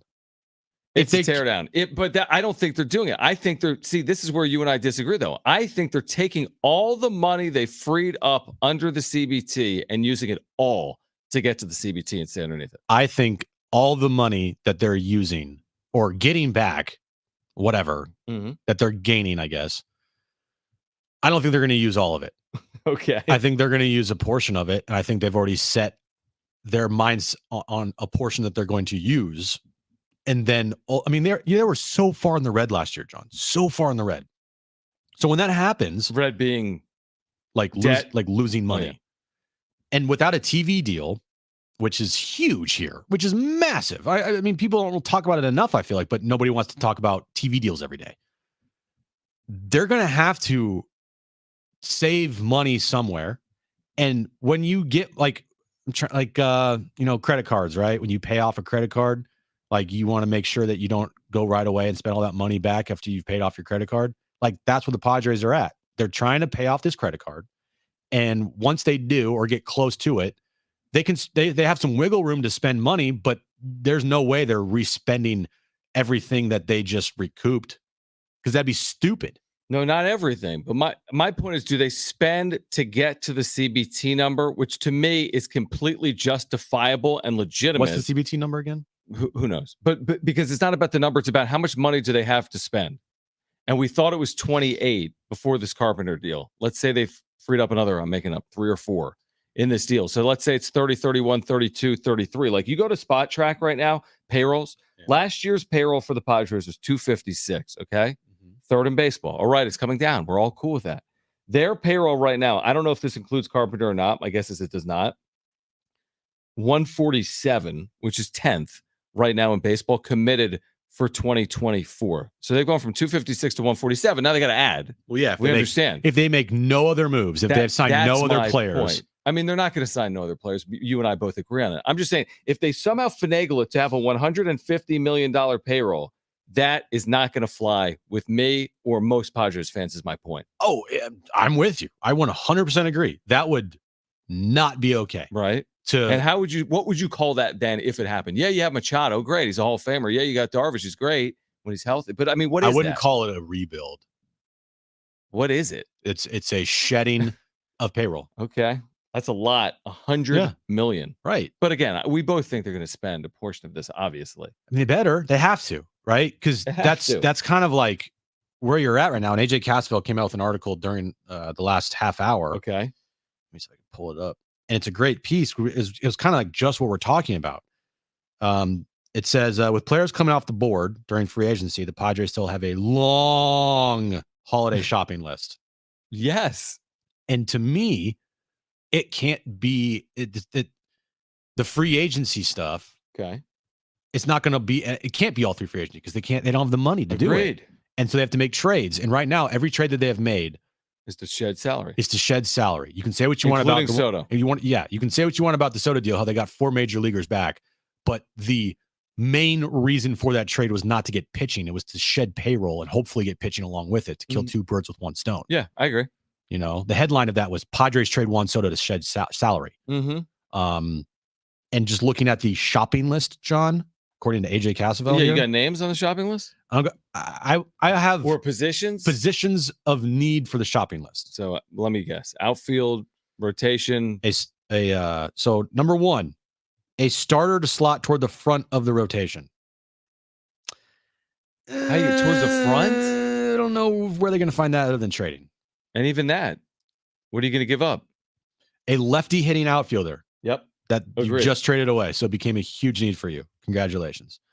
A high leverage reliever with closer potential. Okay. Why isn't Suarez that guy? A center, because he's not healthy. Do you trust him? You gave him how much? 40 something? Then I trust him because I trust him with the money. Just because of money? Yeah. Yes. What are you going to, you're going to pay this guy 10 a year to pitch your, what? Well, he 7th inning? Didn't do much last year to give you much confidence. He wasn't healthy. And he got suspended for cheating. Correct. A center fielder or a plan for center field. Okay. All right. Well, they got, they got some guys in the system. Marcy, Jacob Marcy. Yes. Great. A bottom of the rotation starter. Okay. A middle innings reliever. Okay. A versatile bench piece who preferably hits lefty. They just traded that guy away. Yeah, this is just like yesterday when he had Noah on and he asked what he wanted for Christmas and he said everything. This is what the Padres. This is the Padres Christmas. Yeah. We need everything. So what are we saying here? That it's December 15th. They have all of these things that AJ Cassavell pointed out that they needed to do. Right. They have signed 0 free agents this offseason. They have made 3. Well, they've probably done more, but 3 trades that I can think of off the top of my head that have been consequential. Mm-hmm. All have made you a worse team. And it's December 15th, and there's a lot of players that have already come off the board. So my point is, when is these things going to happen? It's not about when will they happen. It's about is this going to be competently filled out or not, right? We'll find out. You got AJ Preller, your 10th year GM. Like I made this analogy last week. I'm like, you compare him to Tom Telesco. Well, he got fired. And I asked Jim last week because I don't follow the Chargers in any regard. I'm like, and I just like randomly thought to myself, how does Tom Telesco have a job? And Jim's like, well, it's a fair point. And because, the comparison between Preller and Telesco, it's like, what did Tom Telesco do with the Chargers? What has Preller done? There have been some wins, okay? A couple years ago against the Dodgers, NLCS, we get it. It's a win. But the question you have to ask yourself if you're a Padres fan, with the money he's freed up, whatever he's got here, $33 million, if he used it all, we could argue that. Do you trust him to get this right? That's the question. They're going to do something. Do they do the things that are necessary to get it right or not? Well, yeah, exactly. And if I compliment him for getting rid of Trent Grisham, even though it came with the Juan Soto deal. I compliment him for getting rid of Matt Carpenter. Yeah, recognizing mistake. I give him credit for not getting rid of Scott Barlow, but knowing that amount of money for Scott Barlow is not in their plans, and it's kind of ridiculous, and trading for a piece that can fill in and fit that role right away, and maybe even better. We'll find out. I give him credit for all of that, right? But any time that AJ Preller in the last 5 years has had money to spend, potentially, how many times has he hit a home run every single time? The Matt Carpenter deal, that's his own fault. Mm-hmm. Okay. Xander Bogaerts deal, that's his fault. Mm-hmm. All right. Right, Machado extension. I'm Now, gonna- I would say some of the under the radar, the Lugo Waka good. in the moment, Been good. Yeah. some of the work he's done with his bullpen, he's had success with. So he's got to be very savvy. Yeah, that's the right word, or cautious, or pick his spots. You have around, I don't know the exact number. No one really, I don't think, does. Let's just say around 30, 35. Yeah, okay. To be a little conservative, but also maybe push a little higher. Okay. He has between $30 and $35 million to spend this offseason to fill all of those needs that we just talked about. And also has to go through the trades. Right. So how do you do that? How do you do it? I think via trade is probably the primary way to do it. And then with a precision move or two via free agency. Yeah. You pick your spot with one or two free agents you feel as if you can't do without, and then you make trades. And by the way, some of those trades to get major league talent, you may be dipping into your, is it a top 10 system again? It's a good enough system where you might be dipping into it. Again, not with the elites, not with the Salases and the Merrills, but if you have to trade away your 10th best prospect to go benefit your big league club, then you may have to do that, especially if you don't have money otherwise to complement this roster. Mm-hmm. So they're going to have to find a way to do it. Obviously, just the question really is like, is Preller the right person to do this? This is such a huge renovation. I know. Like this is your sink's broken. Yeah, that's what I'm saying. You gotta replace all your countertops. You gotta replace your refrigerator. The toilet in the bathroom is leaking. You need to get a new toilet. Yeah, right. And oh, by the way, the floors need redone. And like, do you trust me to do that? Like the guy that doesn't know anything? I don't know how to change a light bulb. No, the guy that built this house. Now all these problems are coming up, and you're counting on that guy to fix it when he already created all this mess. That's the thing. I'm fascinated to see what he does. Like it. You should. Yes, be. I am too. There's two things can be true. It's early, but it's also a little like not concerning, but you're getting antsy. Mm-hmm. Like both can be true. You can get antsy about like, hey, when is he gonna actually like start making this team better? Because right now they're not. Like none of the moves that he's made has made this team better on the field next year. No, just better in the wallet. Just better in the wallet and better for flexibility. But you got to see what he does with that flexibility. Yep. To determine, like, okay, is the team going to be good next year, or what areas have they improved on? What areas have they not improved on? And so yeah, we're just gonna have to wait and see. But as of right now, the plan for the Padres is to shed as much money as possible. Yeah, the question to me is again, do you trust AJ Preller with what's coming on the other side to put together a roster that can win in 2024? And by the way, if he doesn't, I don't think he gets 2025. That's just the way I see it. That's the part where it's so difficult for AJ. And it's also the part that's difficult for Padres fans or the organization. And I'm not saying he's lame duck, but if this doesn't go well, then he became lame duck, and he's the one that's pulling the strings on wholesale change for your organization that's going to impact you into the future. Right, because the hypothetical road is if it doesn't go well next year with the moves that he makes to try to bolster this team, and if they end up being worse or just a slightly better this upcoming season than they were last season and still miss the postseason, then what do you do then? Then if you get rid of Preller, what's the next guy going to want to do? Because he's going to look at the situation and be like, this is not good enough, clearly.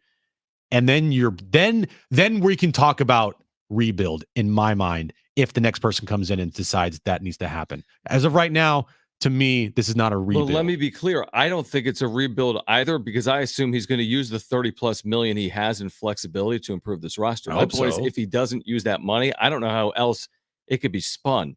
On the other side, we're going to get to the wrap. Still ahead this hour, your chance to win a pair of tickets to the 44th annual DirecTV Holiday Bowl, Louisville and USC, coming to Petco Park December 27th at 5 p.m. We'll give away a pair of tickets coming up later this hour, right around 4:45. But the wrap is on the other side. Stay with us on Jon and Jim.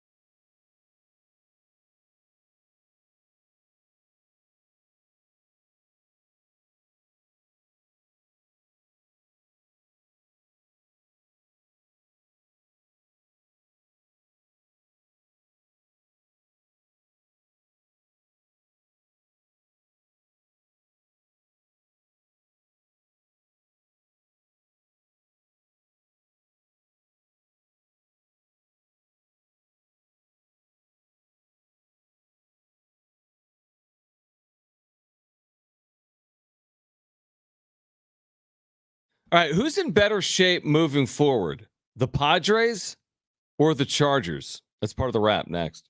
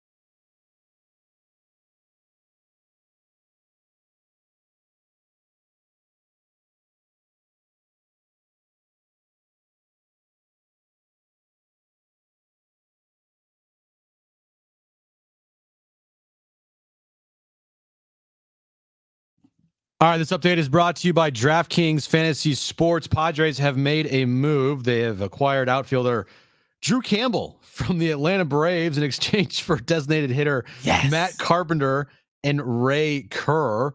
Moving over to other new moves in baseball, Tyler Glass now and Manny Margot are going to the Dodgers in a trade that happened last night. Tyler Glass now signed a 5-year, $125 million extension with them being the Dodgers. NFL news of the day, Brandon Staley and Tom Telesco are finally out as Chargers coach and general manager. In Aztecs football news, they landed highly touted after recruit AJ Duffy. He was a 10th ranked quarterback in the 2022 class, 4-star recruit from Florida State. Check out what DraftKings has to offer this season with code SPORTS because life's more fun when you're in on the action. DraftKings, the crown is yours. Gambling problem, call 1-800-GAMBLER. Age and eligibility restrictions do apply. Void where prohibited. See DraftKings.com for details today.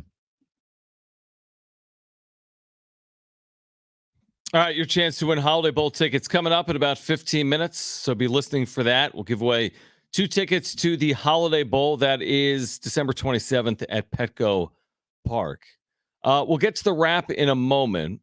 In fact, we could get to the wrap right now if we wanted to. What was I going to say? Yeah, what were you going to say? I feel like you had something on your mind. Well, I was just like, we're watching ESPN and they put a question up on the bottom, which we could have stolen for the wrap. And I'm like, is Victor Wembanyama the next face of the NBA after LeBron James? I'm like, listen, they've lost 18 consecutive games. They're in San Antonio. What are we doing? Like, listen, it's a big story. I get it. He's super talented. Yeah. But do we need to have that conversation right now? They've lost 18 consecutive games. They're 3-20. All these shows, man. Like, you know what I mean? Like, I know he's the face of the NBA. I know we kind of do the same thing a little bit, but they go to an extreme. And it's like, guys. Yeah, that's why I thought it was funny that the Pistons are even worse because they lost like 20 in a row. Straight. Yeah, 21. They didn't win a game in November. They put up some meme of like the last time. This is Steph and LeBron the last time the Pistons won a game, and it's like them in like 4th grade. Yeah. No, the Spurs and Pistons, the worst team not in basketball. Great. But if you're those Spurs, I mean, at least you have Victor Wembanyama. Like that to me, if I was a Spurs fan, I wouldn't care at all There's what the hope record for the is. future. Yeah, yeah. Who's there's on the Pistons? Like nobody. Richard Nobody. Hamilton? Like nobody. They wish. I couldn't name Tayshaun like Prince, Ben I- Wallace. Dude, Whoa, Wallace. they could take all those guys right now, and they would at least win one game out of 20. As like oh, interesting. Rip Hamilton Yeah. and Ben Wallace, all those guys right now would win like at least 45-year-olds. one. Yes, they would win at least one game. How Yeah. many points would the Spurs be favored by against the Pistons on a neutral floor right now? 3 or 4, 5? Probably just because of Yeah. Victor Yeah, Wembanyama. definitely. Yeah. All right, let's get to it.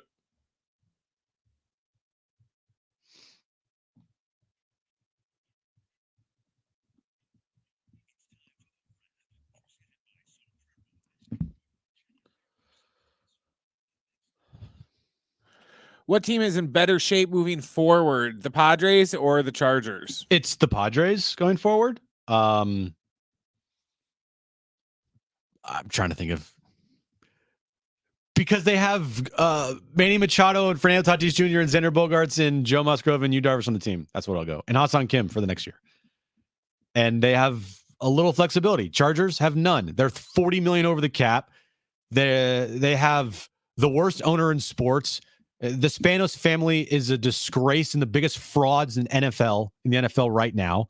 So it's the Padres just because they don't have a Spanos running their organization in the ground. Yeah, I mean, I think this one is clearly the Padres. Now, do I have questions about the Padres' vision without Peter Seidler? I do. Yeah. I mean, I have some questions that I think need to be answered. Do I think this TV deal is impactful on their future? I do. Can it be rectified? Hopefully. But they do have some pieces in place and some legitimate pieces in place. And the way the baseball postseason works, you just don't know. If you get into the postseason, you've got a chance. I guess you could say the same about the NFL. And their system is good. I have no faith in any scenario where the Chargers are a postseason team and then they're going through teams like Kansas City or Baltimore or San Francisco even. And the odds of the Chargers winning a Super Bowl at any point in the near term seem incredibly unlikely, where the Padres, I could see them getting into a postseason and making a run with the star power that they have. So I'm going to go with the Padres. Next question. Clear your schedules for January 10th. Pistons at Spurs. Oh, wow. Oh, Okay. man. So we got Something's live gotta coverage give. for that? Yeah, it's huge. Yeah. We'll just do 3 hours wall to wall. Who should the Chargers hire to be their next head coach? Who they should hire is a person that they will never hire. Who's that? Either Jim Harbaugh or find a way to have Bill Belichick. But you know why that will never, ever happen? And any Charger fan out there or any NFL person out there See Jim's thinking, previous answer. Let me guess. Does it have to do with, I don't know, money?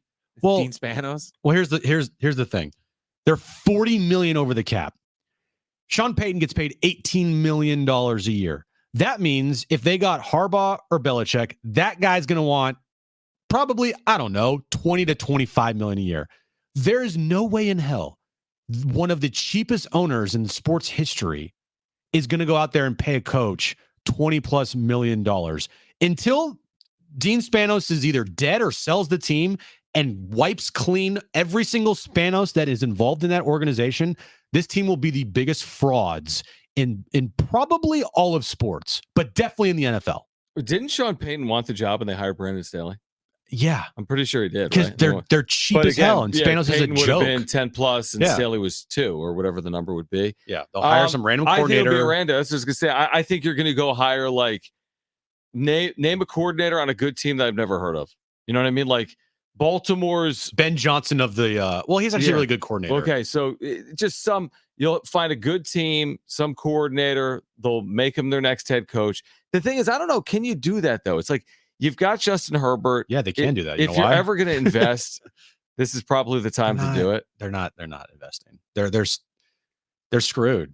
I think they're screwed. And to me, knowing everything that they did to this town and how they treated I don't people know in if this that impacts town. who their next head coach No, is. no, though. no. I'm just saying from my personal standpoint, Right. everything that I saw behind the scenes and just how they treated everybody, good for them. They deserve every single bit of horrible things that happens to that franchise that could happen to that franchise. And one of them is losing 63-21 last night on national television. Okay, let's versus get to the the Raiders. next question.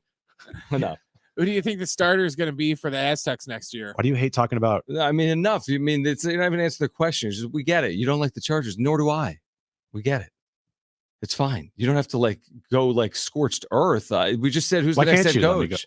Why can't you let me just go? Because I mean, it's not the question. Did he ask you about your feelings? John's not in a great mood today. I'm in a fine mood, but I don't. I feel like some of our listeners don't need to hear you for the 1,000th time go scorched earth on the Chargers. Drink some more Nova kombucha. Am I wrong? It might cheer you up. I'm thinking AJ Duffy next year because he has college experience, and by college experience, I mean that he's been in a college program for a year. Transfers here I don't think he's going to transfer here to just like sit. So I'm going to go AJ Duffy. Well, I would say this about Dean Spanos. He certainly wouldn't want them to go with Duffy because I think it's probably Duffy based on what we know, just because he's got 2 years of college experience. And I don't know if they have anyone else with more than that in their quarterback room right now. I think Danny O'Neill's obviously got a bright future. He's going to get here in January. But Duffy, 2 years at Florida State, third-year player. Who knows what other moves they make between now and the start of the season as well. But my guess would be AJ Duffy. Next question. What's the biggest area of need right now for the Padres? A left-hitting outfield bat. That to me right there, because you lost your best hitter. He was a left-hander. He's going to ball out this season probably for the Yankees. And your lineup without that, I don't know if it's going to be that great. So left-handed power hitting outfield bat. Good luck. Biggest need for the Padres would definitely be, probably outfield help because they have one outfielder. So, I mean, at least they have 3 starting pitchers, if not more than that. But they've got one outfielder, and they had 2 all-star caliber outfielders. Now they have 1 in Fernando Tatis Jr. So, I do think it's outfield. I don't think they'll be able to address it the way that people hope they address it, would be my guess. But it feels like outfield and the back of your rotation are the 2 biggest needs for the Padres heading into 2024. That's how I see it. Okay. I'm great. I'm doing wonderful. Just don't like talking about. I just have heard you complain about the Chargers maybe one too many times. Complain. Today. I'm just telling facts, man. It's not okay, complaining. you're telling facts. Okay. And I really you should do it. You should start a YouTube channel. You should start a Chargers YouTube channel. You should. Anti-Chargers YouTube channel. That is a chance to do something. I think there's probably 1 or 2 out there that talk Chargers. I know. Anti-Chargers. I know. You could start another one. I think I just have a different perspective than you because you weren't here. So you don't just the whole how they treated this town and all that. No, I get it. I know, I'm not an idiot. I know you're not an idiot. I'm just saying, like, I was here for that. Yeah, no, I understand. So it's different. But I mean, are we gonna, if we're doing the show, nothing's changed with it. If we do the show in 15 years, we're just gonna have the exact same conversations for a decade straight about the Chargers? Probably because that's what the Chargers are. I mean, they never change. All right. On the other side, let's give away 2 free tickets to the Holiday Bowl. The number to call is 844-570-1360. If you want 2 free tickets to the Holiday Bowl, you need to call right now. There's a great holiday gift. The number to call is 844-570-1360. SC and Louisville is the matchup. 2 free tickets. First 2 callers will be our contestants. We're going to play trivia. Could be sports trivia, could be trivia. Trainwreck Radio. Call right now if you want those tickets. 844-570-1360. That's next.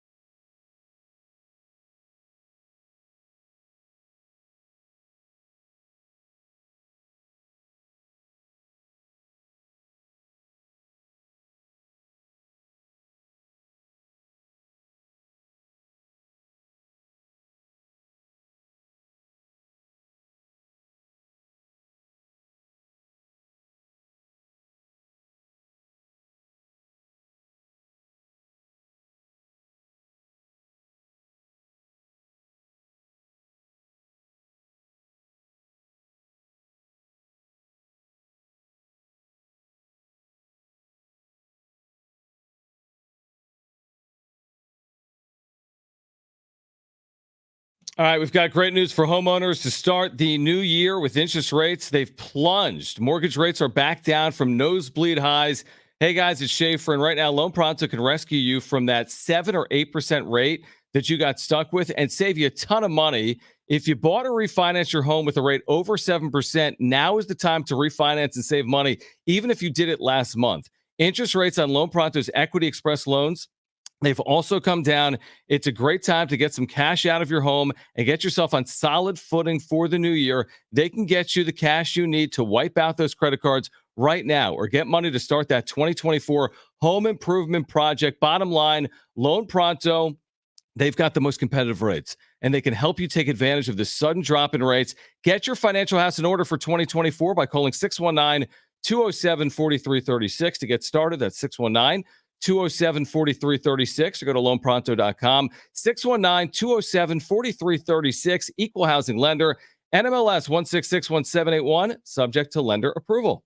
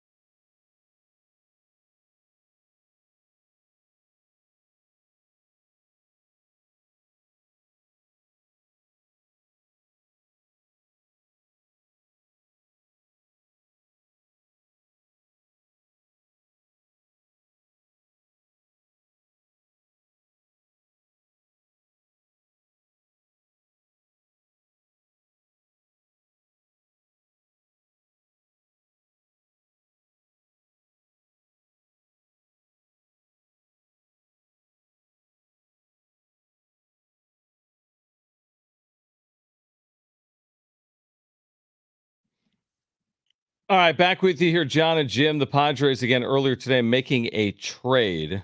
Not overly significant. We'll get back into the 5 o'clock hour. Matt Carpenter is gone. The Padres have freed up more money. The question becoming, what are they going to do with this money? So we'll get back into that in the 5 o'clock hour. There's been a big decision today involving the future of the Pac-12 as well that we can get into coming up in the 5 o'clock hour. But right now, let's get to this.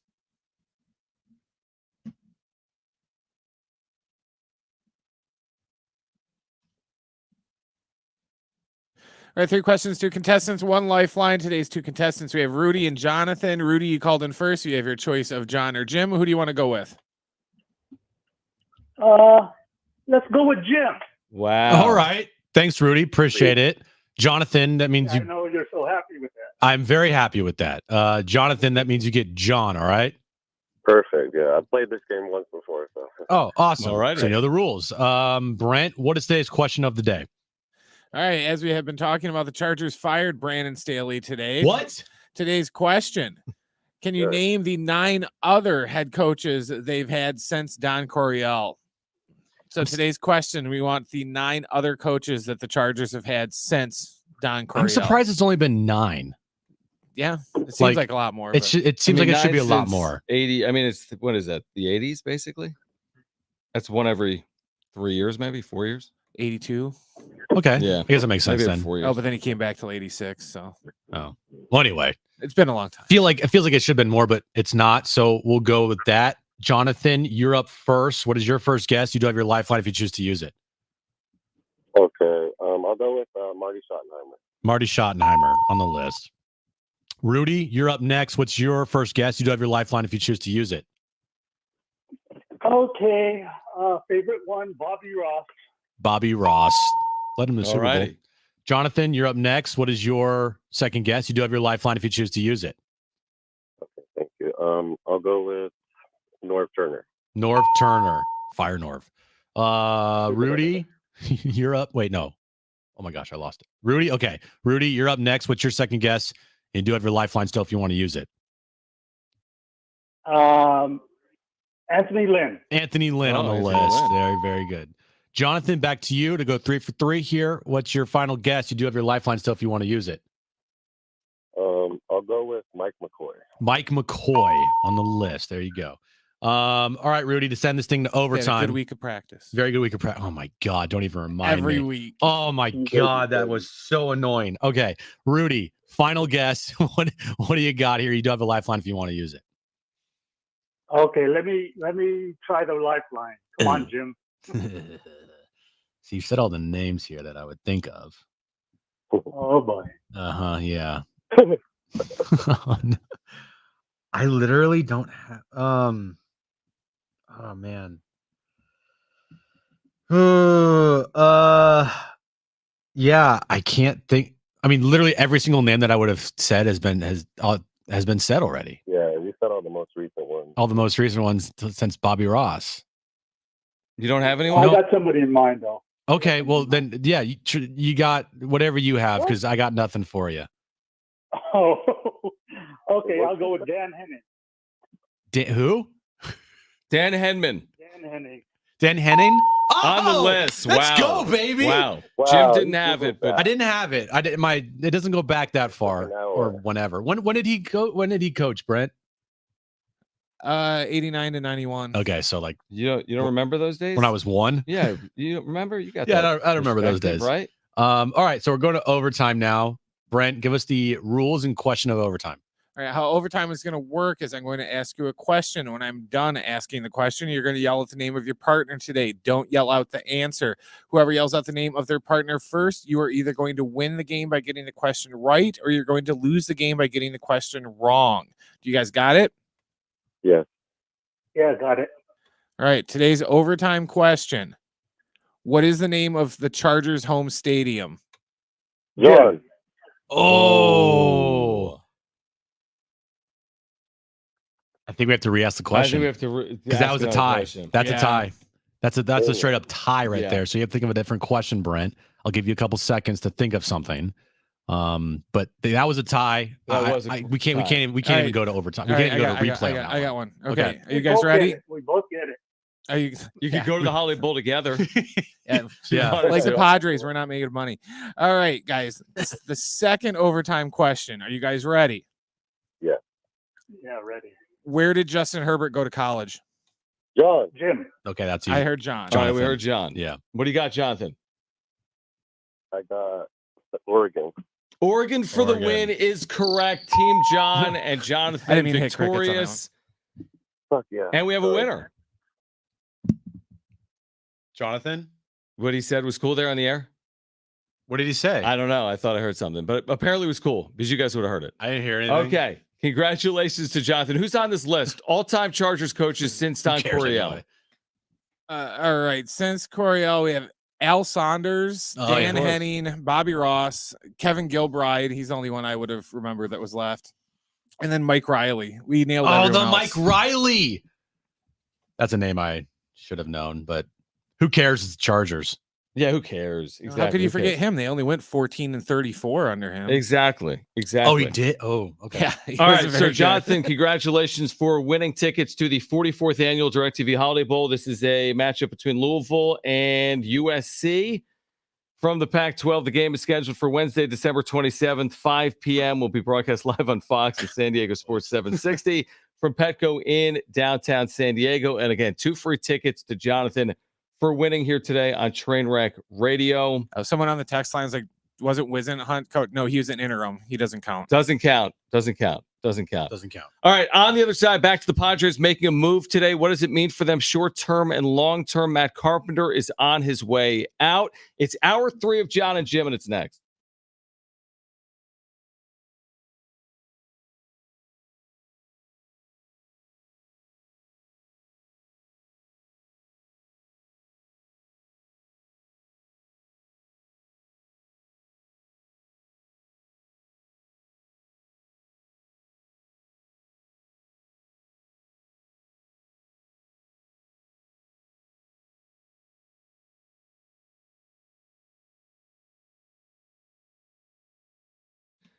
All right, hey guys, it is Schaefer. We've been telling you about our friends over at Windmill Farms. Trevor and his family, they've been in the grocery business for over 20 years, really supporting local businesses and our community all that time.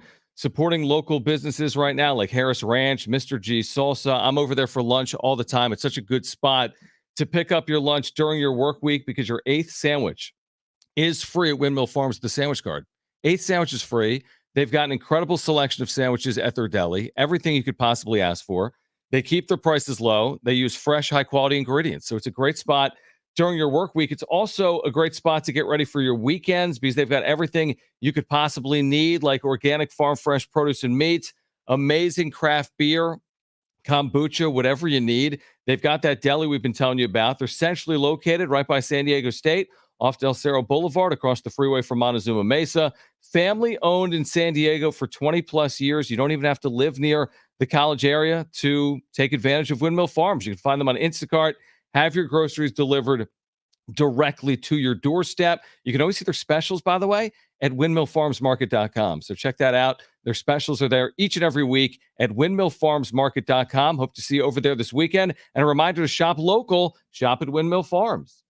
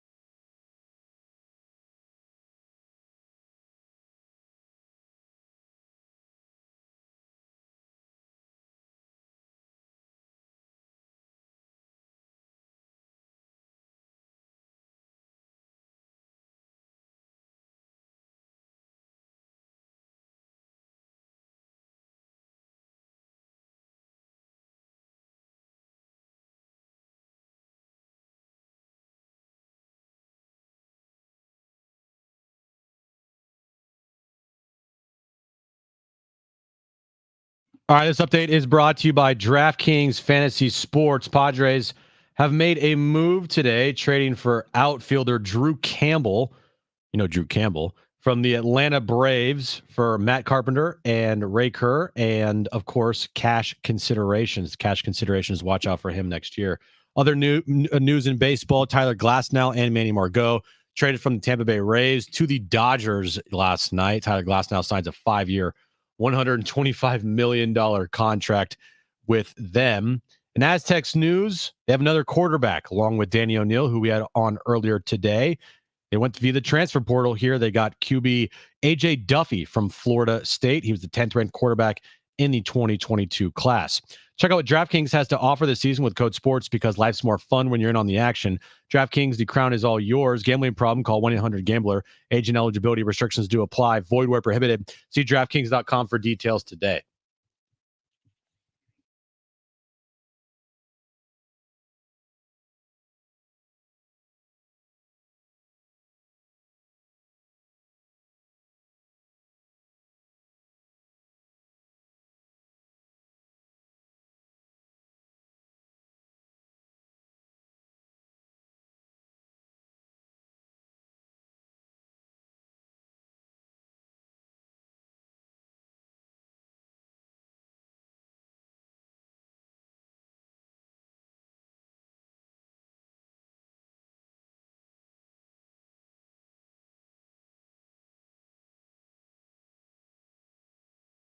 All right, San Diego and Southern California, what's going on? This is the final hour of Jon and Jim. We're with you until 6 p.m. tonight.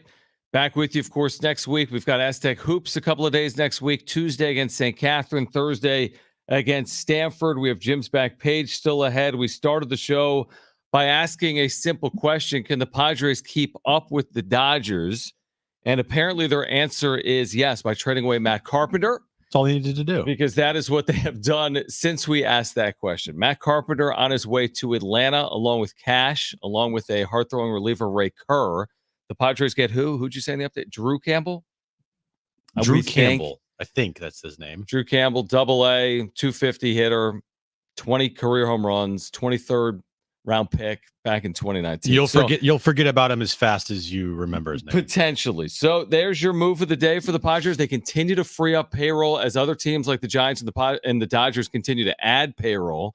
And that's like the juxtaposition. Can the Padres somehow keep up, even though it doesn't seem like they're doing that right now in the offseason? Is it as bad as it seems on paper right now for the Padres? I would say yes. Because of how many holes they have to fill. You know, yeah, they're going to fill the team next year of 26 players. Like, that's going to happen. Duh. But can they find players that are going to actually contribute? Or are they just going to go the route of a bunch of young guys and a bunch of, dumpster diving 1-year deals? I don't know. But at this point in time, it's kind of in that area of there's still time left, but also I think you should feel kind of antsy because it's December 15th and they've made 0 free agent signings. Mm-hmm. I was joking about that. And during the break, the Oakland A's have even made a free agent signing. Yeah. It's the Oakland A's, but they signed a player to a major league deal. So that's a free agent signing to a major league contract. Padres, and maybe I'm missing something here, but I can't recall off the top of my head. Who have they signed? They haven't signed anybody. Nobody. They made trades. They might have pulled guys off of, Rule 5 draft. I know that, but that's not like a signing. And even if they did, are any of these players making this team better right now? To me, no. It's not. They're a much worse team on paper than they were last year at the end of the year. Which is the concern. Again, when you see Tyler Glasnow today to the Dodgers, when you see Ohtani, Ohtani was always going to be generational, and he was always going to land somewhere, and the Dodgers was always a possibility. Now he's not going to pitch in 2024, but you're teaming Ohtani with Glasnow and Freeman and Betts and Buehler. And then the Giants have been down, but even they, plunge in with the $100 million investment in Jung-Hoo Lee. Diamondbacks are spending money on pitching. they were in the World Series. And then there's the Padres who, like, unless they're, I mean, Preller, you would think is he's kind of like the mad scientist. Like, you don't usually put anything past him, and maybe they're freeing up money for a reason. But unfortunately, maybe the reason is they just have to. They have to free up money. They have to get underneath a certain threshold. They've been able to do that. And now how do they fill out, the rest of this roster? Clearly, they're going to lean on their system to some extent. There's no question about that. They're going to lean on their system, but you're not going to lean entirely on your system to fill out this roster. So he's got 96 days until they start in Korea on March 20th. I think they leave in 89 days for Korea. So he's on the clock. He's got 3 months to put this thing together. Really 2 months to put it together. Yeah, because once spring training starts, I mean, he has made moves in spring training. I think those moves were mainly because there was a lockout and there wasn't much time to make moves in the offseason. So everything was definitely rushed, because I think that was the year they traded for Sean Manaea like a week before the season started. The lockout year? The lockout year. Yeah, that was right. I think that's the lockout year. Okay. Yeah. Okay. You're right. Yeah. So it could happen. There could be moves made during spring training, but just with a full off season, I don't see that's going to be happening. Like if there was a lockout here, which thank God there's not, but if there was, then yeah, we would see moves in spring training. But right now with the full off season and a couple months to go, like, yeah, I don't think that's happening. So where's the direction? What's the direction here? Are they just shedding a bunch of money as possible? They might pick up a couple guys via free agency, maybe one trade here, and then the rest are a bunch of young guys? Or are they pocketing that money and they're just going to go the full young guy route? Or are they actually going to go out and potentially make a mini splash, and then the rest is all going to be young guys? Yeah, I mean, I'd be surprised if it was completely sleepy, quiet entire offseason, coming off 82 and 80 and shedding payroll and trading away Juan Soto, and that's your offseason. Like, that doesn't scream we're in it to win it, and we want to sell 3.2 million tickets again, and we think we can vie in the division. Now, there's a lot of teams that make the postseason. Arizona, made the World Series. Whoever would have thought that was possible heading into this past year? Nobody. Nobody. Most people didn't think they were a playoff team. So, I mean, it's still possible. And like to your earlier point, yeah, they have a core with Machado, Tatis, Bogarts, Darvish, Musgrove. That's a very solid foundation, but we all know that that's not good enough because they had much more of a core a year ago and still didn't win. So I don't know. I mean, I'm not holding my breath for Preller to make these sizable, seismic changes, splashy moves. But then again, I'm not going to put it outside the realm of possibility. I don't know what he's waiting for. Is he waiting just to continue to free up money? Is he waiting for the top line free agents to go off the board because he's not buying there? That's a possibility. He's not buying Snell, Yamamoto, Ohtani, Jung-Hoo Lee apparently as Bellinger, well. which is a Right. name So I do see you out wait there. and wait and wait, and then you get the tier B and tier C free agents, and that's when you attack? They're back, baby. Tier B and C free agents and Yeah. trading for prospects. And those free agents are not ideal. I mean, it's not a good free agent class in general. It's really not. The only name that's left that, hitter wise, position player wise, is Cody Bellinger. Maybe Reese Hoskins, but he's coming off an ACL injury. So I would expect a 1-year show me deal, honestly, from him. The AAV might be around the 20 range.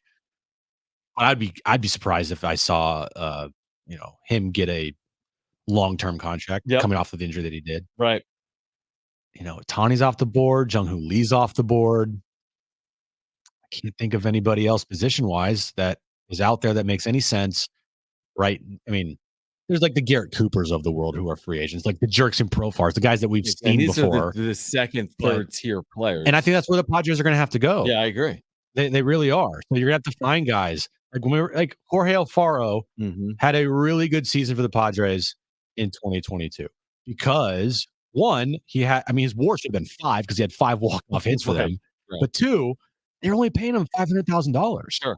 And the production they got out of him well exceeded $500,000.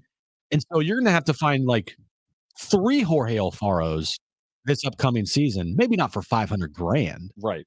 but around like the 2, 3, 4 million a year type of guys that can give you production that outweighs that. And can Preller do that? He's done that with certain players on the team, Mm-hmm. but his biggest issue is like the rounding out of a roster when it's the 8th inning of a game and you need a pinch hitter to come off the bench in a big time situation, and you have like Taylor Colway or however you say his name coming up because they have nobody else. Yeah. That's AJ's biggest problem is when there needs to be a moment in a game, whether it be a guy coming in relief or you need a pinch hitter in a situation, a big situation, they don't have those players. They don't. And that's what ultimately is like costing them games is they don't have that depth that you need on a roster. It can't always be Manny. It can't always be Xander or Tatis or, Koston Kim if he's even here next year. Like, it needs to be the others. 162 game season, the others play huge roles. Like, without Rugnet, this is crazy. Without Rugnet Odor at certain points last year, this team would have gone in a even bigger free fall. Remember for that 2-week stretch, the team was relying on Rugnet Odor. Yeah, kind of. I don't even remember it, but yeah, kind of. It was when they were going through the worst slump with runners in scoring position ever. Yeah, like in baseball history. And like on a Sunday, Rugnet Odor had like a walk-off hit or a big hit. He Was had it Yankee Stadium? No. It was a big double at Petco Park. Oh yeah, I remember that. And they were on the verge of getting swept. And he finally came through with a big hit with runners in scoring position. And it's like, okay, you need to have those guys step up for you because it can't always be Manny. It can't always be Tatis or Xander or any of those players. Unfortunately, a year ago, it was very rarely any of the star players. It was very rarely any of the players in general. They were among the least clutch hitting teams in the history of baseball, which also brings us back to the conversation we had about, like you just said, if Kim's even here. Like, that just feeds my narrative of, like, if you don't have Kim next year, again, I don't know if that's seriously being talked about or not. I don't really understand the positives of getting rid of Hassan Kim. Selling high on a player to get a good return, you're not freeing up a lot of money because he doesn't make a lot of money. So I don't really understand moving Kim heading into 2024. What's the reasoning on moving Hassan Kim, and how do you then sell that? I mean, you've already traded Soto, you've already lowered your payroll. Now the most likable player coming off as good of a year as anyone other than like Soto is also being traded. I think the only thing is the same reason that a lot of people viewed why Juan Soto was traded. He's not going to be resigning. Okay. Even though I don't buy even close to buy the main reason why they traded Juan Soto is because he wasn't resigning, which a lot of people commented at me and came at me because Jim, he wasn't resigning here anyway, so you needed to trade him. Right. No, they got rid of him because they needed to save money. Like, it was a salary dump. Well, Stop. They did, but he also wasn't resigning. That too. Yeah. But it wasn't like the sole purpose why they did it. Yeah, they wanted to get something for him because you don't want him to walk out the door. Same thing with Hassan Kim. He's 1 year left on his deal. And if the projections are proven to be correct and he has another really good season for this team, or just, comparable to last year, maybe even better. I mean, you're looking at a guy that could make $150 million in the open market because he's the best infield defender in baseball. He's a guy that can hit the top of your lineup. He's like a 5-WAR player. I mean, if Dansby Swanson's getting 140, 150 million, why can't Hassan Kim get that? But this again feeds right back into my narrative if they're not building anything to win. Then, if you're moving off players with a year left in their deals in their prime, by the way, the Carpenter deal is $1.5 million from the Padres to the Braves, so they free up $4 million. He was owed $5.5 million. They've just given themselves $4 additional million to spend. So there's the win. They had to get rid of Ray Kerr in order to get $4 million. But it's like it goes against. If you're getting rid of players in their prime with 1 year left on their deal, it's hard to sell. We're in it to win. Even with Machado's long-term deal and with Tatis's long-term deal, if you're getting rid of players in their prime that are at the top of their career with 1 year left on their deal, it's hard to sell. You're in it to win. That's why they're in such a weird spot because they do have these star players on the team still. And to go in front of everybody publicly and say that, this is definitely a rebuild period. How could you say that with those guys on this roster still? You can't. You can't say it, but they're saying it with their actions. Right. Actions speak louder than words. Yeah. Even though I still I just don't view it as a rebuild until they were to potentially get off of like Manny or Bogarts or Tatis, right? Like I don't think they're moving Kim, but if they do, I mean, I'm going to start going down the path of what's happening here. You're positioning yourself for beyond 2024.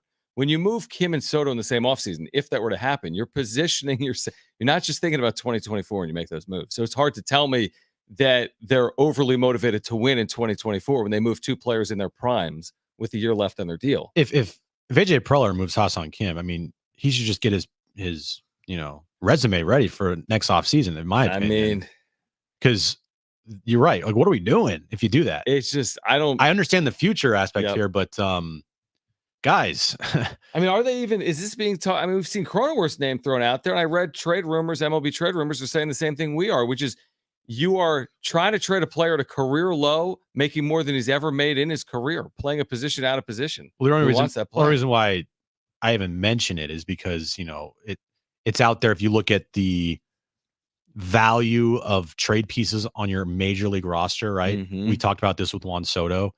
He was the only one of the big four that gave any type of value, and it was the only one that you could trade because he was actually tradable. The next person down the list is Hassan Kim, just because of circumstances. He has 1 year left on his deal at a very, very, very affordable price, right?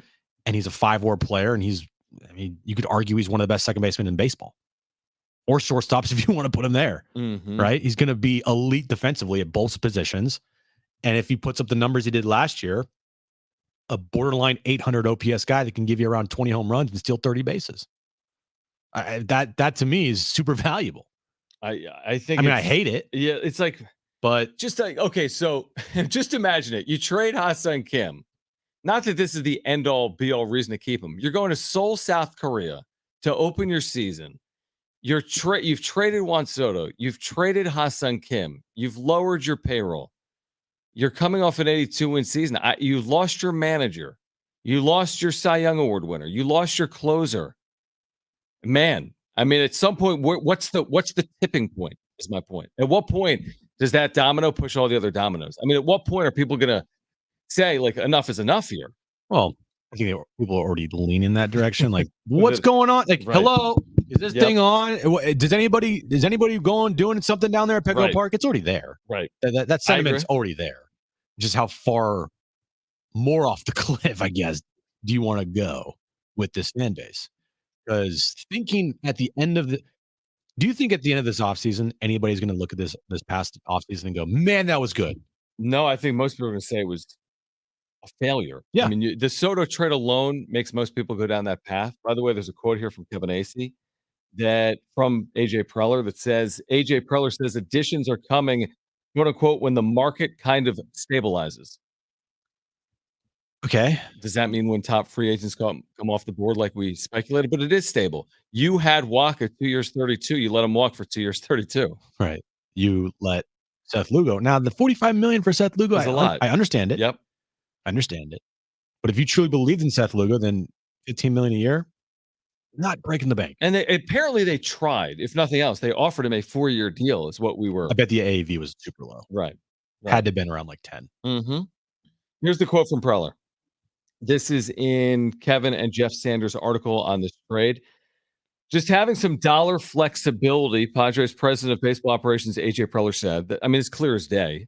Yeah. Obviously, you've got to be able to spend on players, hopefully in the next couple of weeks, whether it's trade or free agent, when the market kind of stabilizes, guys get to January, they're looking for places to play. There might be some good buys out there. There's the Padres in 2024. Yeah, it's not full dumpster diving, but it's a wait out process to get the desperate guys on a deal that right now would have been out of their range potentially. And honestly, it makes sense. This is what we've been saying. They need to hear it, it's a little bit like, oh, you know what they're waiting for? What? They're waiting for that Black Friday sale. Yeah. Like they see the TV they want that's $750. Right. But they know that once $400. Black Friday comes, it's going to drop down to probably like $400. So that's what they're waiting for. That's what AJ Preller is waiting for. He's waiting for that Cyber Monday, Black Friday deal. And then then he's going to go out and hopefully sign some guys that can make impact at the major league level. Like I'm looking right now, you just Google top free agents 2024 class at MLB.com and you pull up 25 plus guys. And to our collective point, it's all tipped towards pitching. If you look at the top 10 free agent hitters, there's like one in the top 10. It's Cody Bellinger. Like you said, and I said, in hell, especially after I read a quote like that from AJ Preller. And then all of a sudden, I mean, you go down on this list, and I don't even think people are going to be overly thrilled if they land some of the players on this top 25 or top 30 list. Yes, I like Reese Hoskins. We had, who was it that told us the other day on radio? Lourdes Gurriel Jr., keep your eye on his name, 30-year-old outfielder Arizona last year who was an all-star. I think that's a name that you can consider. But, I mean, some of these names beyond Hoskins, and to your point, I don't know if it's dumpster diving, but they're not overly exciting. And these are free agents, so maybe it's via trade. But I mean, it's not a strong class. It's really not a strong class of free agent hitters. And if it is a strong class, it's obviously at the top, even on the pitching side. The Snells, the Otanis, they're not coming here. And then beyond there, it just feels like you drop down a tier immediately after the top 2, 3, 4 players. Yeah, I know. Harrison Bader, he's in the top 25. Are you excited about a Harrison Bader free agent signing? But that's the exact type of player that you'll probably see the Padres go after. Probably. And does that make them a better team? Good defensive center fielder. Right. It's kind of just like a lateral move from Trent Grisham, honestly. Potentially, yeah. And instead of a left-handed bat, he's a right-handed bat. right. I mean, that's pretty much what it is. Right. And that's the thing. It's like when you leave a job, right, you always want to go somewhere where you're to step up. At least try. Yeah. You never want to go somewhere that's like a lateral move or go down. And that's the problem with this offseason. The moves that they're going to be eventually making to improve this roster, they don't feel like they're step-up moves.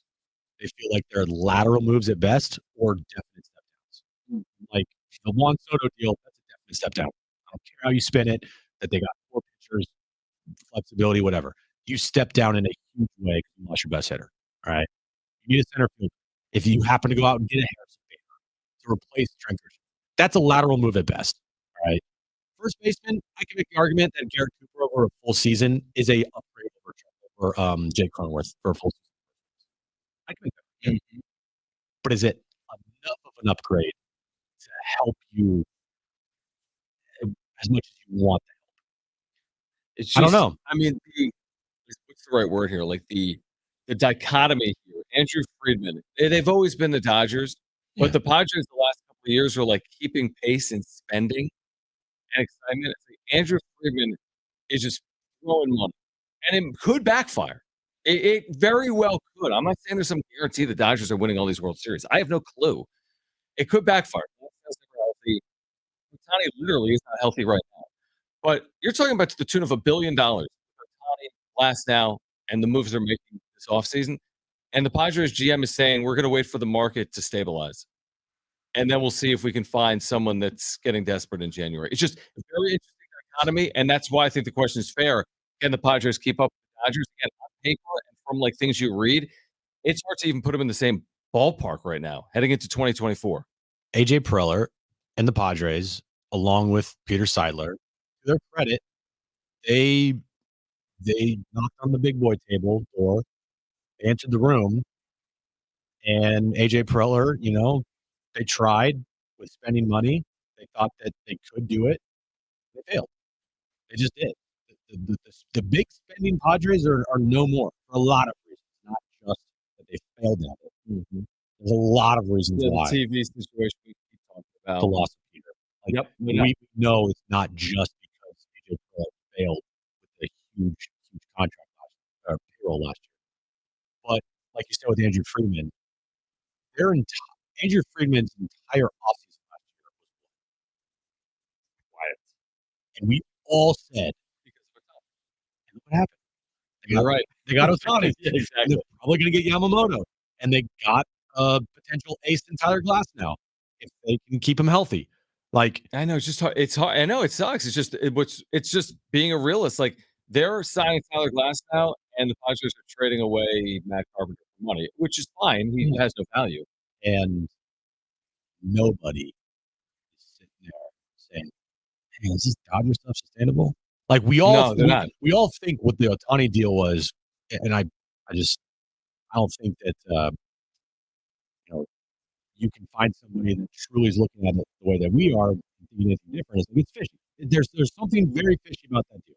Right. Like it just is. They completely circumvented the CBT. They're not paying any taxes on it. They've backloaded this whole thing to be deferred. Like it feels fishy. But they did it, and they're not going to be questioned for it, and they're going to get away with it, and they're going to have a bunch of money to spend. Preller, on the other hand, didn't get away with his moves, is paying the price for it, and has to shed a bunch of payroll to put out a competitive team next year. Those That's are the where we are. Those are the differences, and that's where we are. And then what happens in a best of 5 series if both teams happen to find their way into the postseason? Shohei Ohtani is pitching now all of a sudden, and then here we go. All right, on the other side, we've got an update to the future of the sports arena site here in San Diego, plus the latest with the Pac-12. What happened here today, what it could mean for San Diego State. Stay with us on Jon and Jim.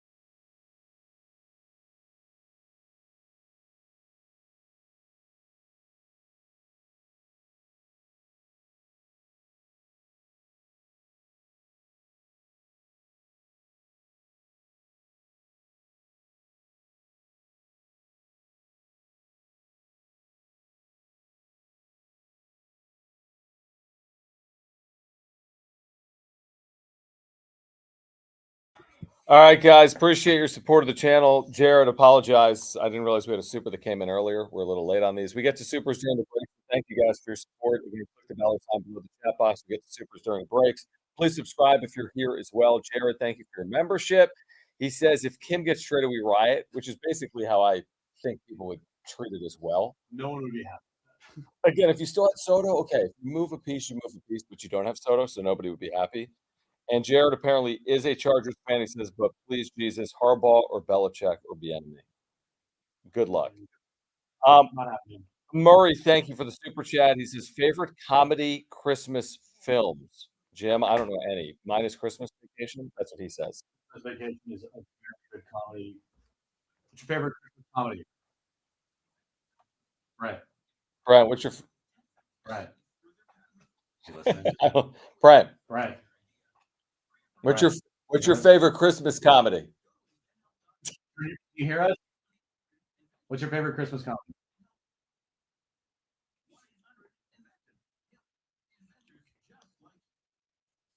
Stand by. What did he say? Huh? I can't hear We you. can't hear you. All right, we don't know what Brent I said. don't know. I heard Mike's on? No. I mean, Elf. Have you heard of that? Elf's good. And would you say Christmas movie or something? Christmas Vacation. Wait, is Brent coming in? Hold on. Brent, what do you got for your favorite Christmas? Christmas Vacation or a very Harold and Kumar Christmas. Okay. I said Elf. Have you heard of that? All right. Thank you, Murray. Appreciate it, guys. We'll be back in a moment.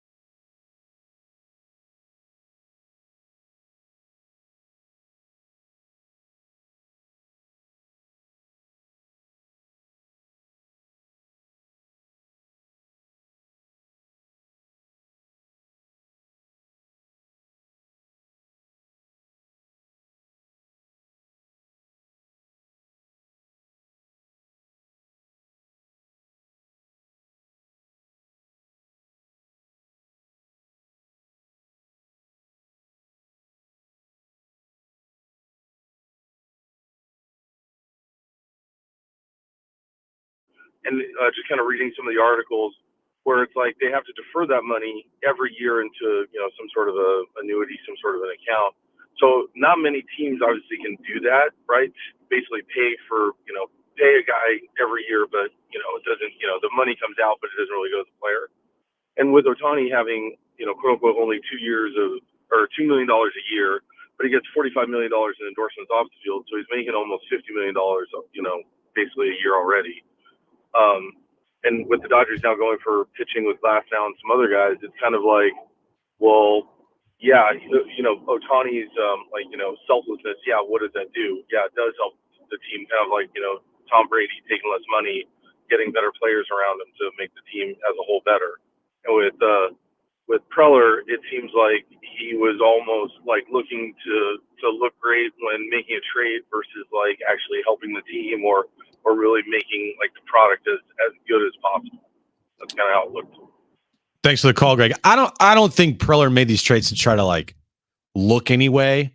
I think he made these trades because he knew he had to get this number down, the overall payroll, to a certain number to give him the flexibility to go out and not dumpster dive, but go thrift store shopping or wait for that Black Friday sale. So that's how I view these trades, like especially with Matt Carpenter and Juan Soto and Scott Barlow. Like those moves were all money driven, right? They were money driven. Mm-hmm. You got a couple good pieces there, I think, in the Juan Soto trade, but are they going to be as consequential as having Juan Soto on your team? I don't know. You have to find out, but I can't like definitively say they will. So was he comping a Brady NFL? Hey, I'll take less for the team to Ohtani and what he's doing with the Dodgers. He was, and I was going to say that's not the difference.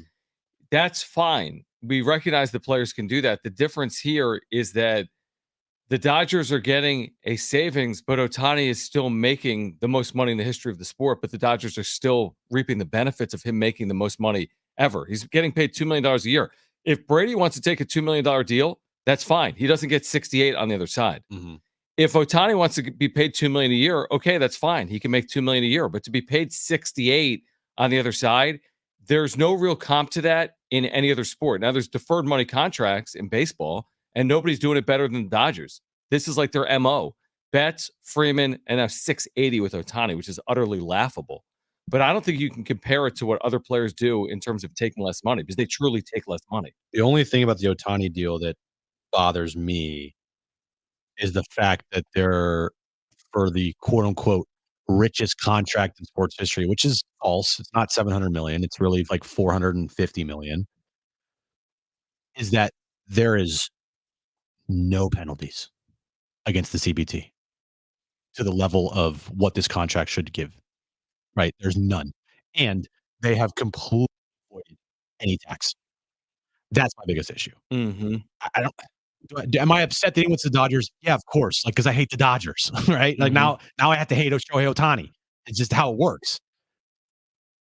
Also, the fact that what they did, no other team could have done, except for maybe the Yankees. And that alone is why your sport is so flawed.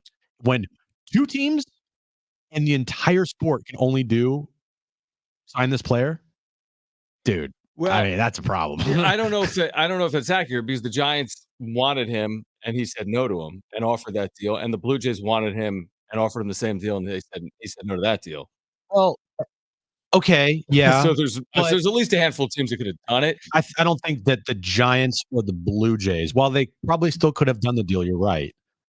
I don't think they would feel as comfortable with it as the Dodgers feel or the Yankees would feel. Yeah, I don't know. But what I do know is that I don't care where this deal happened. This is a Pandora's box, which is a problem, which we've talked about for the last week. I can't get around the deal. If it's a $460 million deal, that's fine. Then it's 46 a year. But if it's a $700 million deal, it should be 70 a year. I can't be convinced otherwise. I know there's other deferred money. But 700 equals 460, John. I mean, it makes no sense. This is from Jack Cronin, by the way.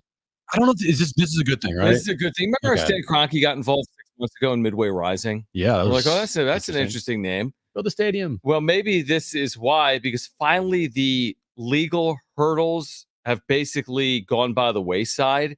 And according to the mayor of San Diego, Todd Gloria, that now that there are no longer legal hurdles, the project, the Midway Rising project, can potentially move forward or begin. So the sports arena, this is a massive project that Good. involves housing and more. But you got Stan Kroenke on board.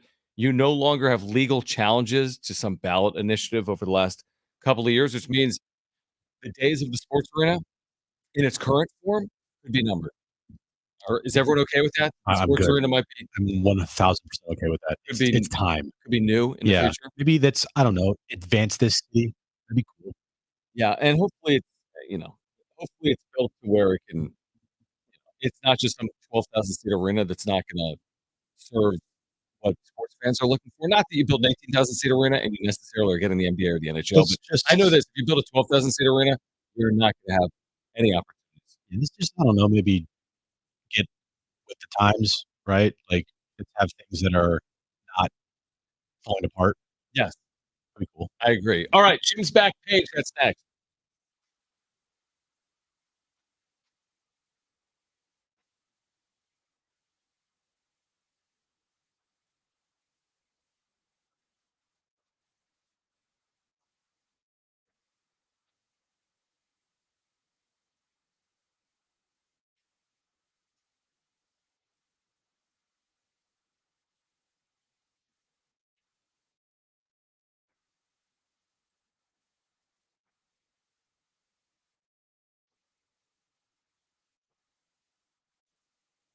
I always like talking about Novo Brazil Brewing and the restaurants when I'm drinking Nova drinks. I'm drinking a Nova watermelon lime kombucha right now. Here in studio at Schaefer, Novo Brazil Brewing is a proud supporter of the Mesa Foundation in San Diego State Aztecs men's basketball. Last month, I was down at the brewery with Lamont Butler and Jaden Lindsay and other Aztec basketball players because they were tasting different Nova kombucha flavors. There's going to be a brand new co-branded product that's going to be launched this winter. So wait for more news on that. Nova's got 4 fantastic locations, including one at Otay Ranch. I was there just 2 weekends ago. They've got their massive LED screens, great food, great drinks. They're about to open a fresh new spot in Mission Valley at the end of December, which is really exciting. Novo Brazil Mission Valley is a 350 seat restaurant, full bar menu, 60 taps of Novo Brazil beer. They've got the Nova kombucha that I'm drinking right now, both alcoholic and non-alcoholic. They have seltzers. They've got unbelievable food offerings, sandwiches, tacos, burgers, empanadas, appetizers, Brazilian-inspired entrees, and much, much more. Check them out. Find an area location at novobrew.com. That is Novo brew.com.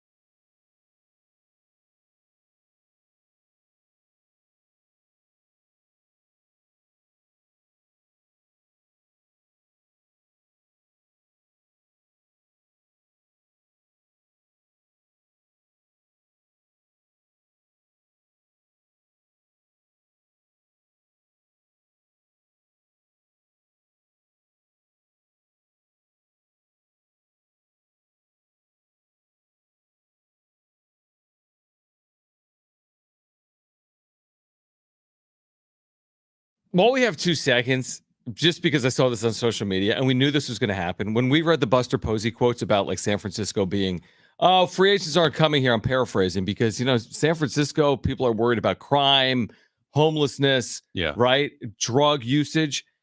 Buster Posey is being vilified for those comments that were published by Andrew Baggerly, I think, in The Athletic. Mm-hmm. Which I kind of understand. When I said it earlier in the week, I'm like, that's the part like you don't say out loud if you're representing an organization. Right. Yeah. Even if some of it is accurate or some of it is how you feel, but cities have problems, like cities, like not just San Francisco. Yeah, I'm from up north. I'm from the Bay Area. I've never lived in San Francisco, but I've been to San Francisco plenty of times. Like nothing in San Francisco stands out that other cities in the country don't have as well. Like every cities have every city, major city, has issues and problems. No doubt. But San Francisco's not this outlier of being like Gotham City where there's crime on every corner and Batman has to come save the day all the time. Like it's not like that at all. It's like by saying that you've created this conversation that maybe was just out there in general. Oh my gosh, but it wasn't like everyone in baseball was talking about the Giants not signing free agents because of homelessness. It's a preconceived headline reading take. Like when you, without reading an article, you just read the headline and then you run with that without finding out any information that was written in the article. That's what this is what Buster Posey is. Buster Posey said something that sounded like a headline. Yes. Without really diving in and doing any type of research. Well, bro, I know you but I think he moved back, but you don't live in the heart of San Francisco, I don't think. Right. So how would you know? Probably is not hey, we lost out on Ohtani. It's because of crime. I mean, like Los Angeles is perfect. Yeah. Like any of these cities. The Joker's around the corner. That's why Shohei Ohtani didn't want to sign here. I don't know. Okay, let's get to this.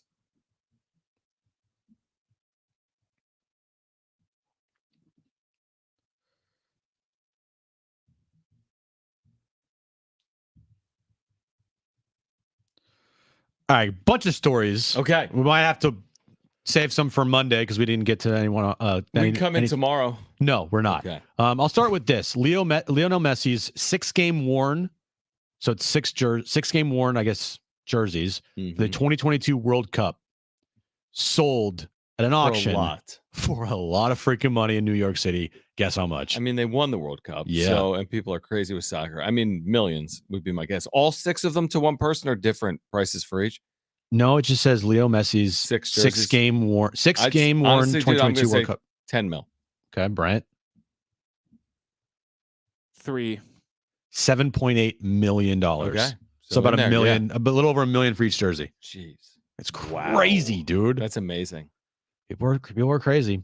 All right, John, you drink some alcohol, right? Yeah, sometimes, not a ton. Yeah. Do you drink would you drink a nacho cheese flavored liquor that tastes like Doritos nachos? I don't think so. Well, I like that you didn't automatically rule it out, though. I don't believe I would. I think I might. I would try it, maybe. I would try it. Yeah. Doritos is rolling out a $65 bottle of nacho cheese flavored liquor that tastes like the real thing. That's the quotes. Okay. Would you try that? Yeah, of course I would. You try it, yeah. I don't know if it's going to be my go-to drink. Yeah, I don't think it would be my go-to drink at all. I don't know if I could say it tastes like the real thing. I never had Doritos and go, yeah, that tastes like $64. Yeah, exactly. Right. Not only that, like this tastes like alcohol. Right. The alcohol, which will have 42% volume. That's it. 42%? Will, quote, bring a moment of WTF to anyone who tries it. A limited edition 750 milliliter bottle of nacho cheese spirit went on sale 2 days ago at the Empirical's website for $65 with delivery dates scheduled for January 2024. So should we get a bottle? I mean, kind of, maybe. I kind of want to do it, right? But we're not the liquor people in the station. For the morning. The morning show would definitely. Yes. Hey, morning show, 8 guys. a.m. next Friday. Drink Big that Rich thing. TD and Fletch. You guys need to buy this. Yes. Seriously. Like 100%. Yes. And you guys can't eat anyway, so it's like you're eating Doritos without eating Doritos. I'm gonna send Fletch that. Yeah, they seriously. need to do it. Yeah. This is a crazy story. Okay. It was funny because I had this already prepared for the back page, and Brent came to me and he's like, "Did you see the story? Same stories. Mm-hmm. Oh, it's awesome." A homeless shelter in Portland. All right. There was a pair of shoes found, rare pair of shoes, made for Spike Lee for the 2019 Oscars. All right. What? These were gold Jordans, and they were found at this homeless shelter. And they're worth like $15,000 to $20,000. How on earth did that happen? I don't know. Nike Air Jordan 3s. The size is 12 and a half. Literally Spike Lee's shoes. Like they were made for him. At one point, they may have been with him. The Spike, yeah. Yep. That's exactly what Right? it is. Yeah. So at some point, he maybe gets rid of them. The Nike Air Jordan 3 retros were made for Spike Lee to wear at the Oscars. Wow. And they ended up in a homeless shelter. Did belonging in to April someone? 2023, a participant in the homeless shelter program at the Burnside shelter was organizing the contents of large bins that held recent clothing and shoes donations received through their donation chute.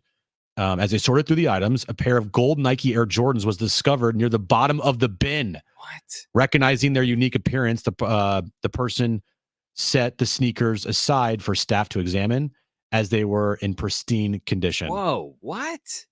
That's amazing. Insane. So who got the money for it? I mean, are they Well, being sold? No, right now they're you can bid on this auction. The item closes on December 18th Why at don't you go to the homeless 9:50 a.m. shelter? Right now, the current bid's for $7,000. That's amazing. I bet it was one of those deals where he was cleaning out his closets and it was like, yeah, just give stuff to charity. Yeah. And they accidentally threw those in there. But then again, he probably has 200 pairs of Jordans because remember, he was Mars No Blackman doubt. Yeah. from the OG maybe Jordan more than 200. commercials. So. All right, guys, we're back on Monday at 3 p.m. for Brent and Jim. I'm John. Keep it here at San Diego Sports 760. Okay. Okay.